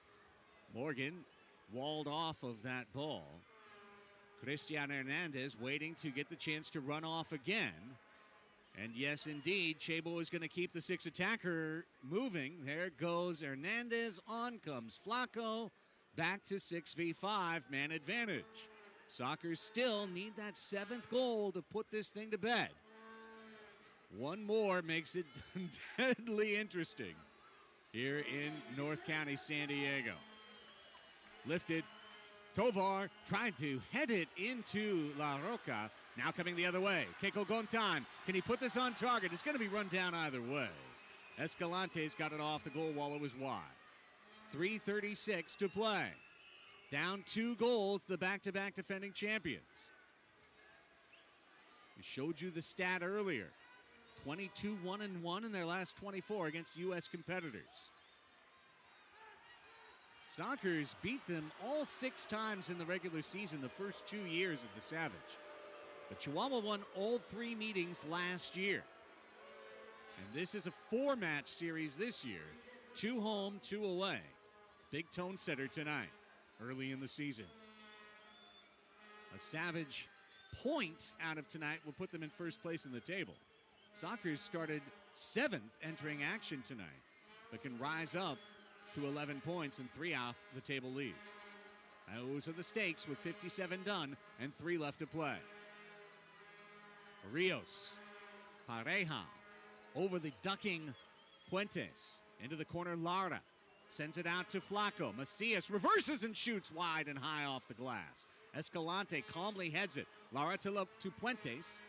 In tight quarters, he squirted it out. Now keeps it going. Tovar off the wall. Another header try by Puentes. Then a bike try by Lara. Put it loose into the middle. Charlie cleaned it out, not gone. Escalante out for a shot. Sliding block. Gutierrez out of play. Be a corner kick. Restart with 2:28 to go. Time again starting to ease back over to the Soccers side of the bench in terms of being on their side. Savage need to score quickly. They've got a corner kick here. They're not down 1, they're down 2. Macias into the middle off the post. Second try just wide on a blind deflection by Puentes, and that was almost it right there. Instead, San Diego inching closer to victory. 2:14 to go, up by 2. You're going to have to see the tidiest 2 minutes of the San Diego Sockers defense so far this season here. No mistakes allowed. Cero miedo. Cerda got it forward. Macias sent it to the middle. Can Gutierrez get there first? The answer is no. Tovar is there. And it's under 2 minutes to play. Realistically, Chihuahua needs a goal this minute. Rios charging in, and it got over the head of Puentes, or pardon me, Lara, who was open on the wall. Now Puentes taken away by Ruggles, who he thought fouled him. No whistle. Tovar, 90 seconds remain. Escalante, pressured by Cerda, great defense. Hand checking back and forth. Cerda with a smile says, did you see the 3 times he slapped my hand away? Oh no, oh no, oh no. A yellow card on Cerda is just a mistake from a captain to take himself off the floor right now, Tony. This is your most important player up by 2 on the entire franchise, and he just took himself out of the game. A mental lapse there by Cesar, who usually is on top of things in these high-pressure situations, but right there, as you said, a mistake. Puts Raymond out there. Raymond's been good. And he's fresher than Cerda. Let's see what happens. Castaneda got it to Puentes! He just missed! Oh, what a moment! What a moment! And Puentes has seen them. And this one will be run down by Macias as it went wide. 59 minutes are done. It's minute 60, and it's live at Front Wave Arena. It's the Sockers 6, the Savage 4. San Diego trying to take one from Chihuahua. Puentes working the middle, working it wide. Castaneda shoots wide to the post. Tovar couldn't get his foot on it. Puentes does. Save made. Pardo comes up big. That should be the one. Now Flacco again. Holding 36 seconds. Tovar banged away. Blocked by the Bacalao. Out of play. And the Sockers are going to win this one tonight, baby. 33.2, 2 goals. The math ain't mathin'. And Raymond being very important there in the last instance to get in front of that shot. Chihuahua's going to try, but it's not going to be enough here tonight. Open moment. Rios off the script logo. Escalante drags it down as the fans are to their feet here on the north side. Another shot off the wall. Knocked down Tovar, 7 seconds left. Castaneda whiffs. Raymond works it into the corner, and the Sockers emerge victorious. Front Wave Arena pristine. It remains as the Sockers score a 6-4 victory over the back-to-back champs. What a night for San Diego Soccer. Los Sockers de San Diego doing exactly what they had to do. Come here on a Sunday night in front of their fans and play the best game they've had so far this season. They took it to the bicampeones. They played great offense, fantastic defense towards the end, and now are rewarded by having the first victory against Chihuahua in 2025, setting themselves up for a interesting rest of the season against their now rivales, I'd say. These games are definitely fun and worth the price of admission. That right there, that's what the MASL is all about. 6-4 San Diego, the back-to-back champs take the first blemish on their record. And San Diego moves within 3 points of the 4-way tie atop the table. That also is just great news to the fans in Kansas City, Milwaukee, and also in Baltimore. They are now in a true 4-way tie for first in the league. There's no more match in hand there.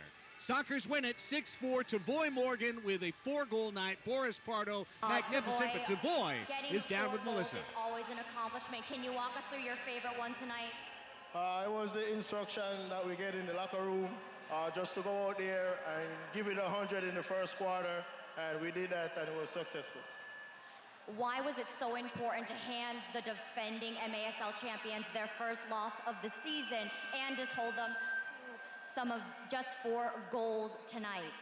I know the battle between we and them in the last couple of years, it's just back and forth. So we know how important this game was going to be, and we take care of the job tonight.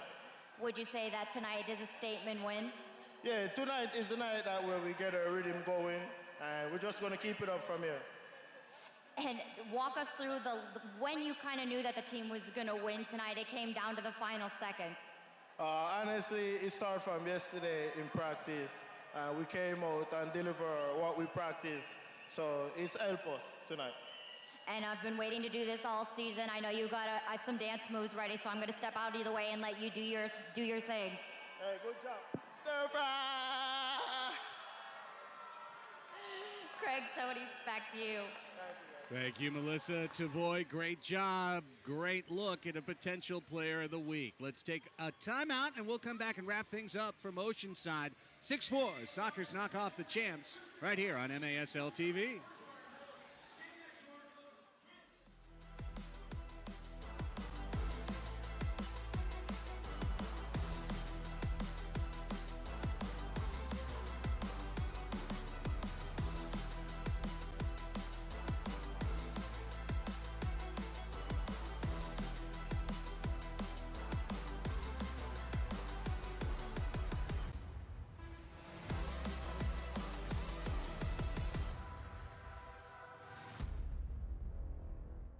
Soccer fans, it's time to unleash a giant leap for fandom.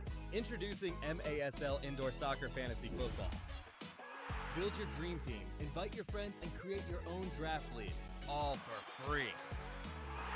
Draft and trade players and win bragging rights as your team dominates the league. With MASL iFootball, you're not just a fan, you're part of the action. Go to MASL iFootball to sign up, get started, and play.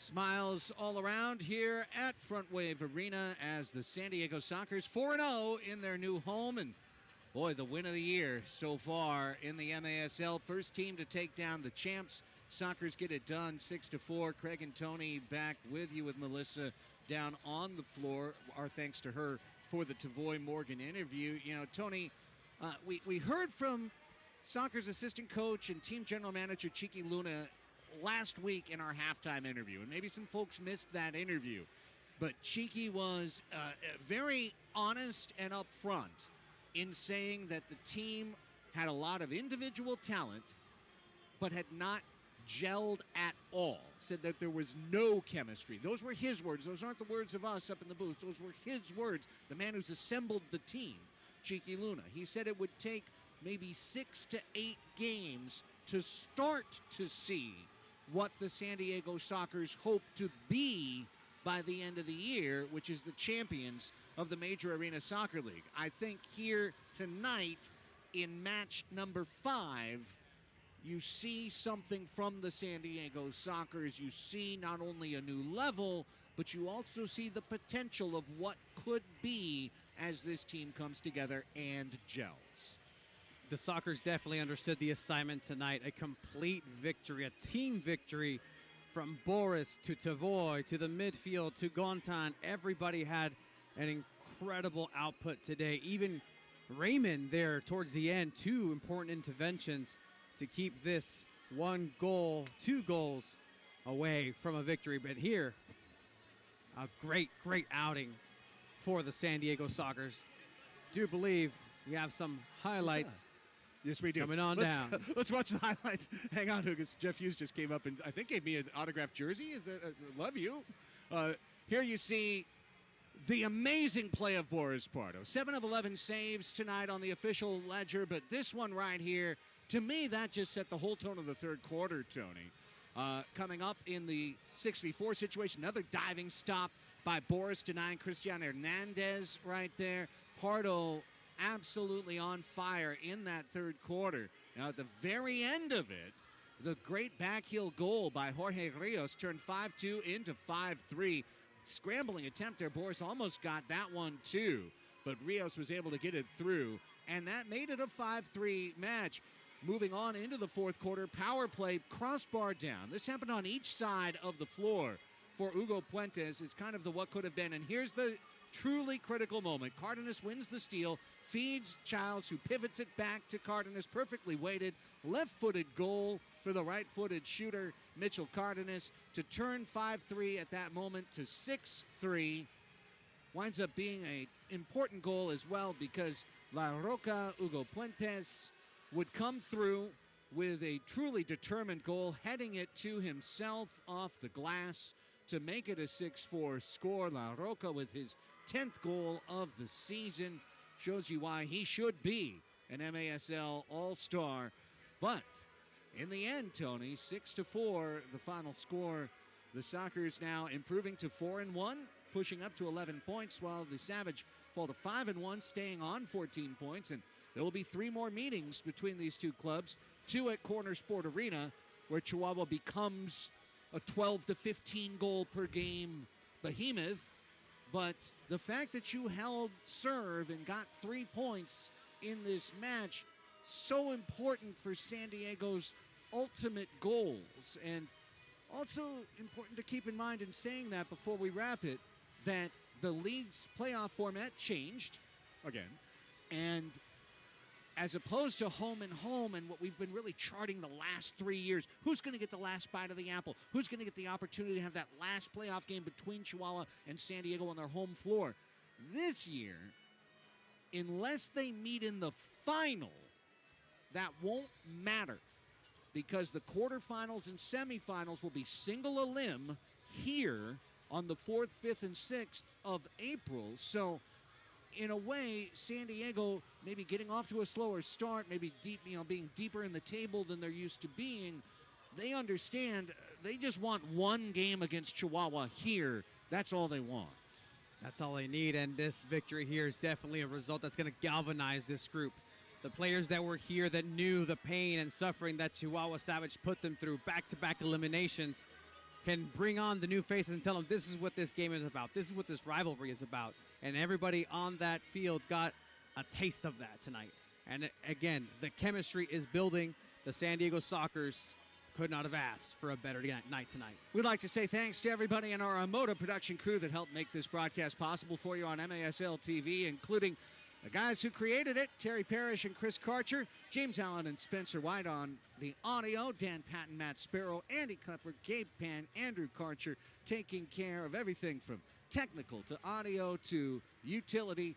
Lewis Cooper, Jim O'Donnell, Kelly Hyatt, Larry Patton, we thank you as well on camera, replay, and graphics. For Melissa May and Tony Sanchez, I'm Craig Elster, reminding you our next broadcast will be 2 Wednesdays from now. It will be Wednesday, January 15th, I got to remember what month we're in, 2025, as the Sockers take on the Kansas City Comets, the Beasts of the East. We will be back on CBS Golazo Network. Note the time, 7:35 on a weeknight, late start night, but it's going to be a lot of fun for the Sockers and Kansas City.